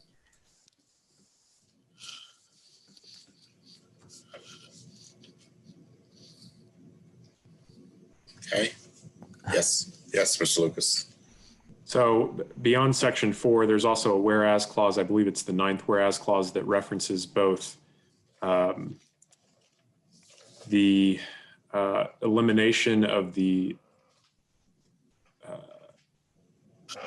abolition of the sidewalk committee and the transportation committee subsuming its functions, which may need to be revised. Section 4 at the moment, based on the council's actions, the sidewalk committee under Amendment 1 would still be removed from Section 4. But you're right that the committee not having any portfolio of work, the council could, so there's a couple of options. The council could reconsider Amendment 1. If there was a motion from a member on the prevailing side of that amendment who would want to move to reconsider that motion in light of Amendment 5, or a future resolution might be needed to abolish the sidewalk committee.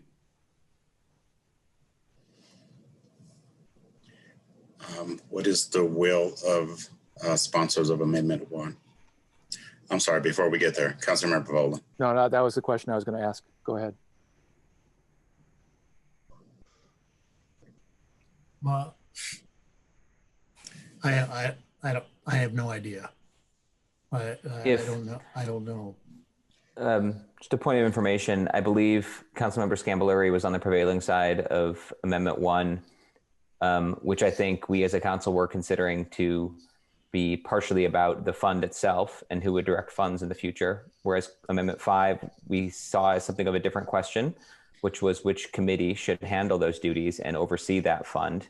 Councilmember Scambolari was also on the prevailing side of Amendment 5. She was the one of the 9 of us with a different vote in those two contexts. So given that, I would perhaps invite her to make a motion to reconsider Amendment 1 in the context of what has now happened with Amendment 5. That would be one way to handle it. Or as Mr. Lucas mentioned, a future housekeeping resolution of minimal scope would be okay.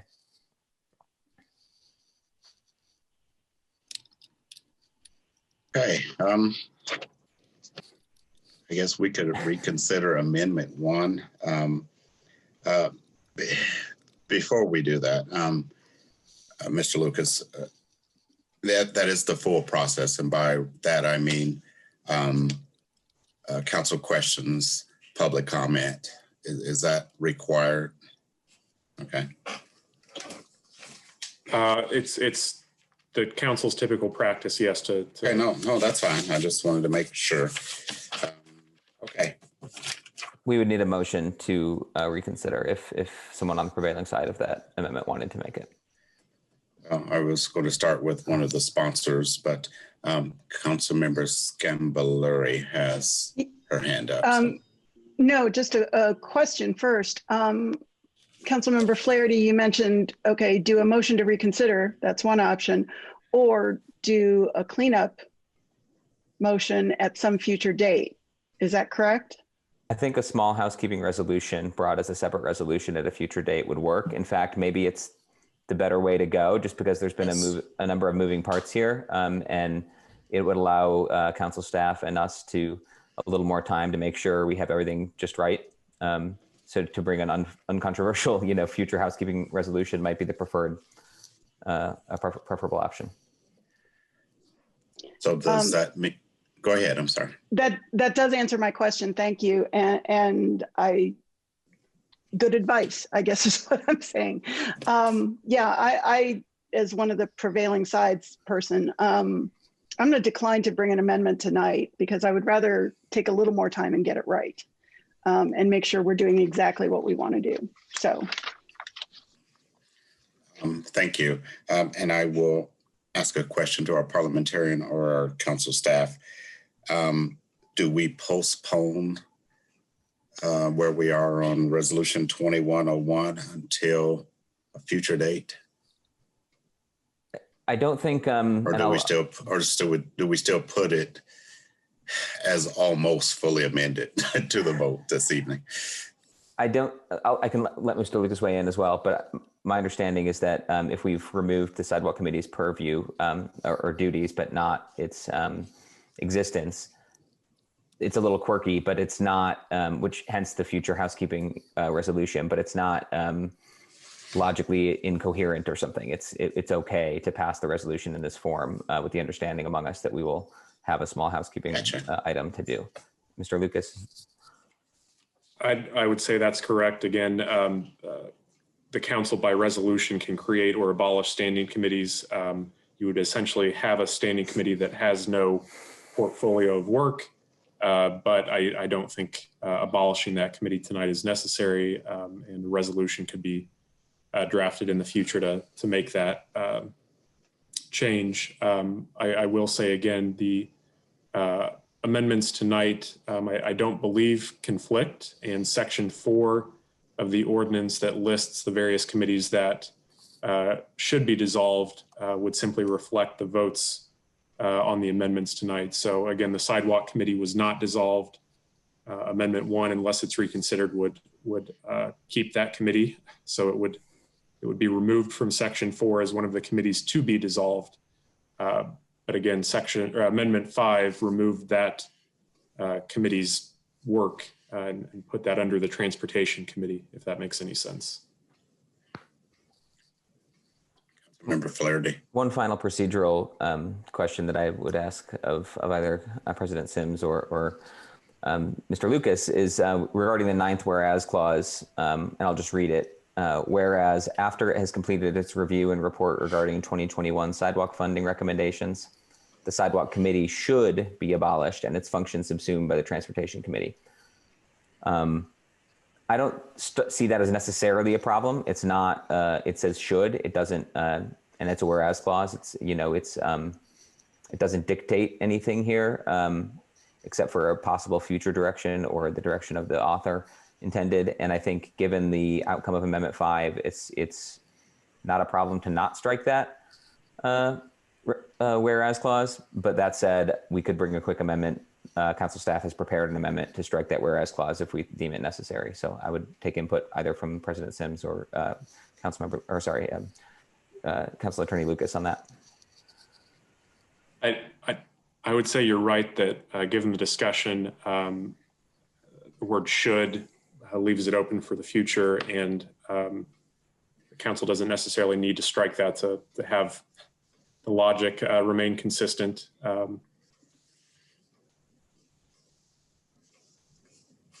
Okay, I believe we're, and correct me if I'm wrong, now we're ready to consider Resolution 2101 as amended. Is that correct?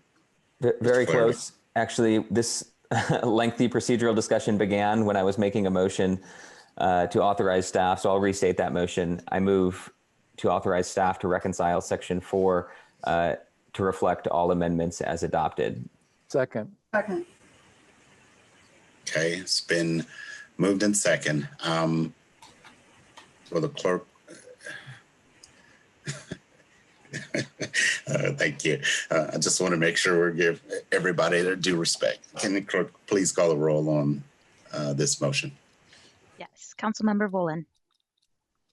Yes. Rosenbarger. Yes. Scambolery. Yes. Sims. Yes. Flaherty. Yes. Piedmont Smith.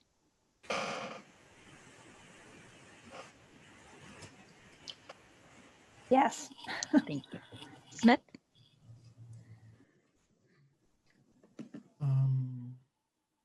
No. Sandberg. Yes. And Rollo.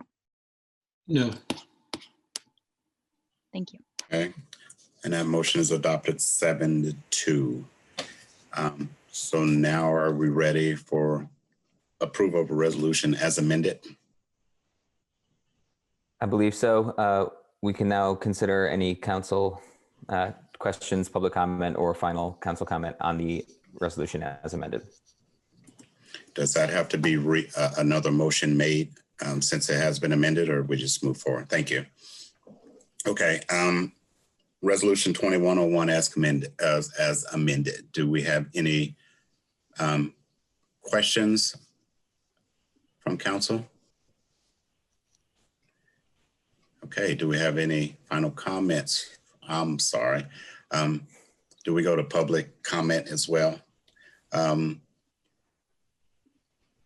We will accept public comment for Resolution 2101 as amended.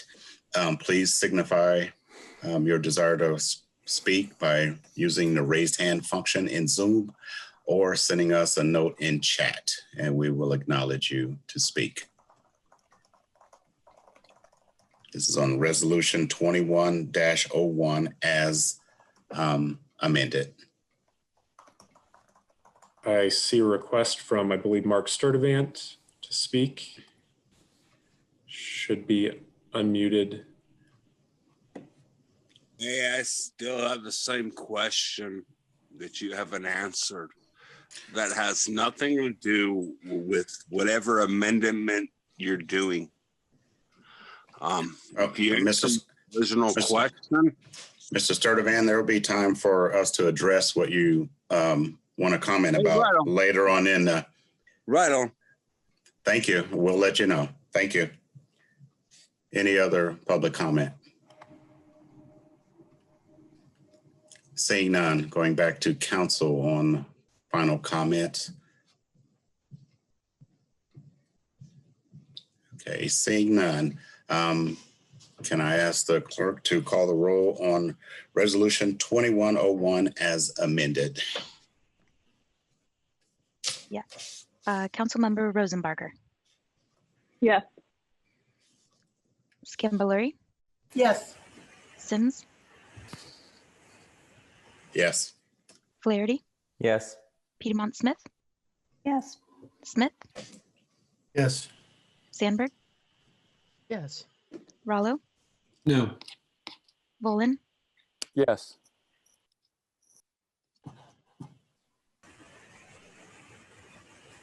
Thank you. That is adopted 8-1. Now, is there another anticipated motion, Mr. Yes. Parliamentarian? Mr. President, I move that Ordinance 2103, formerly known as Ordinance 2033, be introduced and read by title and synopsis only by the clerk. Need a second? Oh. Second. Sorry. Okay. Been properly moved in second. Will the clerk please read? I'll call the roll on that. I'm sorry. Please call the roll on that first. Thank you. Councilmember Scambolery. Yes.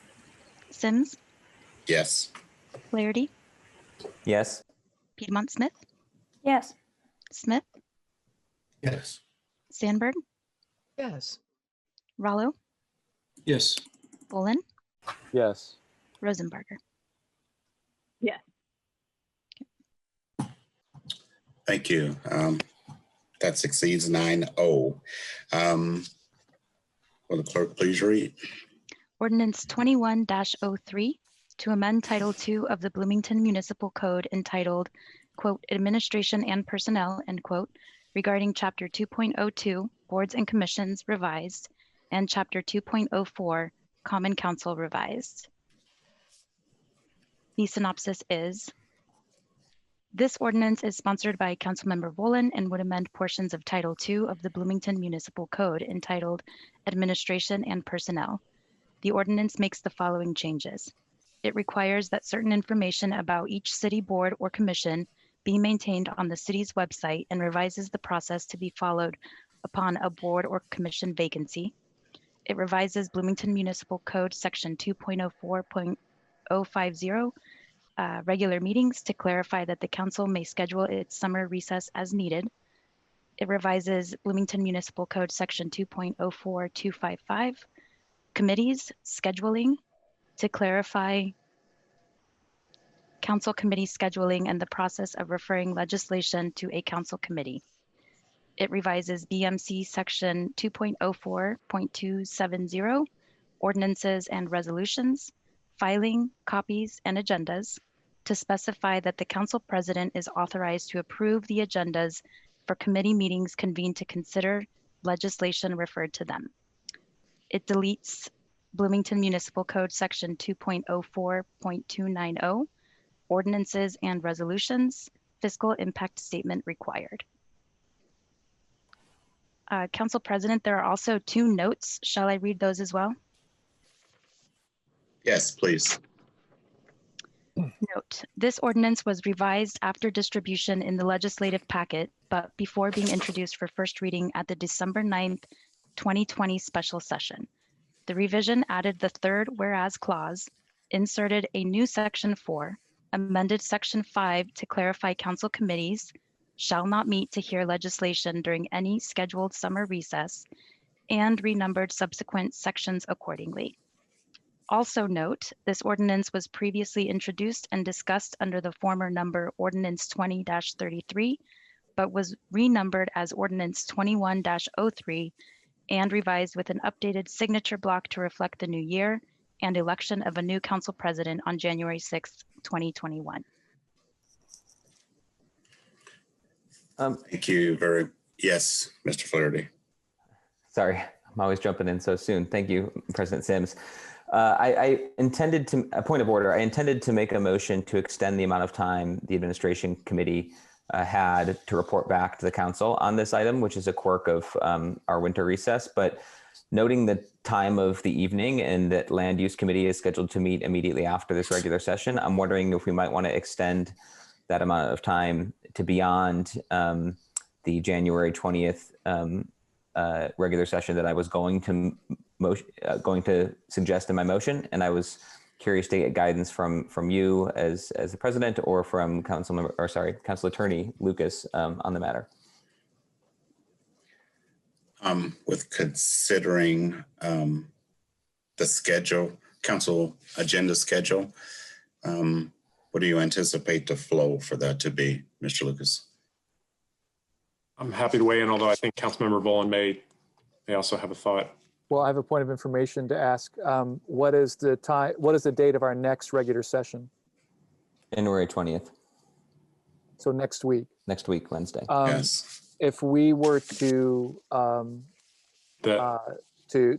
move to have it heard at a 3rd reading or to recommit to committee, I mean, we could postpone to a 3rd reading on what will be the next meeting after the 20th? The 7th. The 3rd. There's a January 27th committee week and then a February regular session. Right. So in other words, we should shoot for postponing a 3rd reading to the week of February 3rd and then recommitting to the admin committee, which could take it up another week than tonight. I think that's a good idea to allow the administration committee more time given the constraints of the evening. Point of information, I would also question whether or not we don't want to do the same thing for the land use committee if there's time in the schedule that we got from Plan Commission to postpone that as well. Thank you. I'll defer to our council staff with regard to flow and timing. So I think based on what Councilmember Flaherty expressed, the motion that he may want to bring is a motion to extend the time for the administration committee to report on Ordinance 2103 to the February 3rd regular session. As a separate matter, the land use committee meeting that was scheduled for tonight, I suspect we have members here from the administration who are prepared to speak to that item and representatives from the petitioner who have sat through now 3.5 hours of meeting, and I suspect they may want to go forward tonight, although they may want to weigh in, but I know they had planned to be here tonight to speak on that item. Is there as a point of information, assuming we can finish this meeting, the regular session fairly quickly from here, is there a time limit past which it would be we would need a motion or it's inappropriate to start that committee meeting, the land use? It's a good question. I hadn't noticed the time. I do think our code point of information. Committees. Sorry, I'll defer to Mr. Lucas. I'm sorry. Okay. No, I think Councilmember Flaherty is right. I hadn't noticed that it was past 9:45. Our code does call call for standing committee meetings to be held between 5:30 and 9:45. Pulling up that section of our code. Councilmember Boland. So to point of order, yeah. I think we should ask the petitioners, the administration, if they would like that item to be heard tonight. I would vote to hear it tonight if they wanted to, but if they wanted to postpone, I would happily do that as well. But I think we should definitely ask what is the pleasure of those who would speak before the Land Use Committee. Mr. Lucas, do we know who's here from staff? I see Mr. Grulich, maybe. I would, before moving on to this item, I would suggest addressing the motion regarding ordinance 2103. Thank you. Mr. President, I move to extend the administration committee's time for reporting on ordinance 2103 to the February 3rd regular session. Second. It's been moved in second. Will the clerk please call the roll on this motion? Councilmember Sims, Yes. Flaherty, Yes. Piedmont Smith, Yes. Smith, Yes. Sandberg, Yes. Rollo, No. Bolin, Yes. Rosenbarger, Yes. Scambolery. Yes. Thank you. Thank you. That passes 8-1.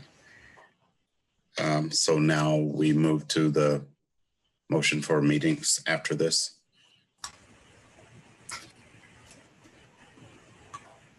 Mr. Flaherty. Oh, sorry. I was hoping we could resolve, as a point of order, I was hoping we could resolve the question. I'm sorry, you're absolutely right. Before we do that, Mr. Lucas, should we ask the staff that is here tonight what are their preferences?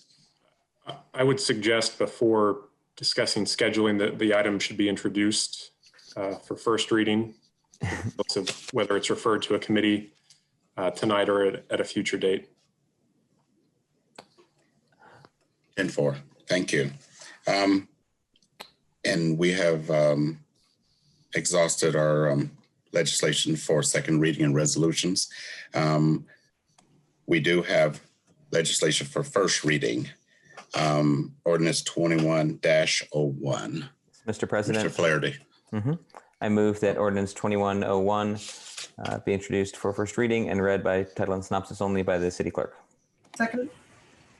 Second. Oh, I'm sorry. Properly moved in second. Will the clerk please call the roll? Councilmember Flaherty, Yes. Piedmont Smith, Yes. Sims, Yes. Sandberg, Yes. Rollo, Yes. Bolin, Old habits die hard. Yes. Rosenbarger, Yes. Scambolery, Yes. Sims. Yes. I think I voted twice. Maybe not. Will the council, actually that passed 9-0. Will the council please, or clerk please read? Ordinance 21-01 to amend the City of Bloomington zoning maps by rezoning 7 acres of property from residential medium lot R2 to employment EM regarding 1600 West Fountain Drive, Comcast as the petitioner. And the synopsis is ordinance 21-01 would rezone 7 acres from residential medium lot R2 to employment EM. Thank you. Mr. Lucas or Mr. Flaherty, is it proper for either myself or this council to refer this legislation to the Land Use Committee? Yes. And will that be heard tonight? I guess now it's proper, Mr. Lucas, to check with staff. We have a message from from a representative from Comcast who said that they would like to move forward with the meeting tonight. Again, I will say our local code calls for standing committee meetings to convene between 5:30 or 9:45. A motion to suspend the rules would be needed in order to hold that meeting tonight. Mr. Boland. Mr. President, I move that we suspend the rules to allow the meeting of the Land Use Committee tonight to immediately follow this meeting. Second. Thank you. It's been moved in second. Will the clerk please call the roll, please? Councilmember Piedmont Smith, Yes. Smith, Yes. Sandberg, Yes. Rallo, Poland, Yes. Rosenbarger, Yes. Scambolery, Yes. Sims, Yes. Flaherty. Yes. Thank you. Okay, thank you. And that meeting will transpire immediately after adjournment of this regular session, correct? Okay. How much later? We are now to additional public comment. I will remind people in the public that these are for items not on the agenda, and this has a maximum of 25-minute set aside for this period. Having said that, and if you care to speak in the public, you can please utilize the raise hand function in Zoom or send us a note in chat. First up, I believe we have Mark Sturdivant, should be ready to comment. Are you on, Mr. Sturdivant?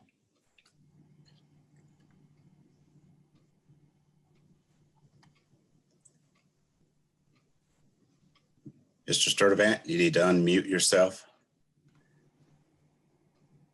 I still have Okay, the thank you. original question. I still have the original question that you haven't answered yet. Well, Mr. Sturdivant, we just listen to your comments. We won't answer. There's not a two-way in public comment. You have 5 minutes. You have 5 minutes to state your comment, sir. It's a serious question. You guys are my leaders. You guys are, you're my leader. I have to follow you. And you still have not answered my question. When I question my leaders, they have to answer my question. Why haven't you answered my original question? Mr. Sturdivant, and I do apologize. Why are you apologizing? This isn't the time to get into a two-way. What I'm going to ask you, if you would repeat your question, I will write it down and try to get with you at a later time. Write it down? I've already asked you it. You should know it already. I've asked it 4 times. Mr. Lucas, do we want to try again, Mr. Cardivan? You have 5 minutes for your comments. Okay, I'm going to ask the same question again. Why is my leaders allowing Centerstone to make people homeless and they don't care? Answer that question. I've been hanging on all night, and I'm going to ask the same question 2 weeks from now. 4 months from now. Seriously. Why are you letting Centerstone screw up lives? Why are you still allowing Centerstone to operate in our city? You are my leader. I expect you to protect me. Centerstone destroys lives.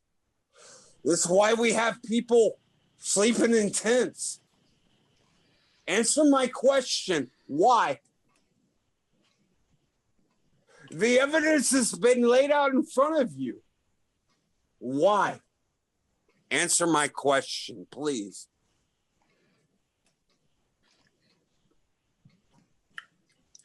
Mr. Sturdivant, if you could send me your contact information or let us know that, then I could. Shut up. Shut the fuck up. Why are you letting Centerstone destroy lives? Mr. Order, Lucas, please. Yes, Mr. Boland, I've asked Mr. Lucas to do his job. Thank you very much. Do we have any more public comments? Mr. Lucas. Yes, we have a comment from RM. I believe that may be Renee Miller, who should be ready to comment. Good evening, Ms. Miller. You have 5 minutes. Good evening, President Sims. Congratulations on your appointment to be president. Actually, I'm just wanting to say thank you to everyone this evening. It's been interesting watching and listening to, more listening since we're not in person, the process of committee appointments and how that works. And I do just appreciate all of your time. And that's really all I have to say this evening, but thank you. Thank you very much. Appreciate it. Do we have anyone else, Mr. Lucas? I don't believe so, no. Okay, thank you. Seeing no more further public comment, we now address matters of council schedule. Can you tell us about that, Mr. Lucas? I don't believe I have anything for you tonight. Thank you.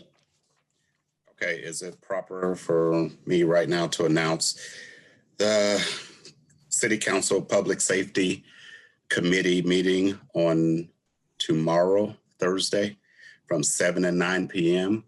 And this is for the purpose of receiving information from those associated with Seminary Park, their advocates, and some of our social service providers, if they would care to share and allow us to receive information on their behalf. And that's all I have tomorrow from 7 to 9 on Zoom. Just a question and point of information, Mr. President. Yes. Will that meeting include public comment, or is it exclusively to take presentations from? Go ahead. It's all public comment. Okay. Yes, to answer your question. Great, thank you. You're welcome. Okay, and that's all I have. And there's no other matters of council schedule, Mr. Lucas? No? Okay, thank you so much. We'll accept a motion to adjourn. So moved. Second. Okay, it's been moved in second. We are adjourned.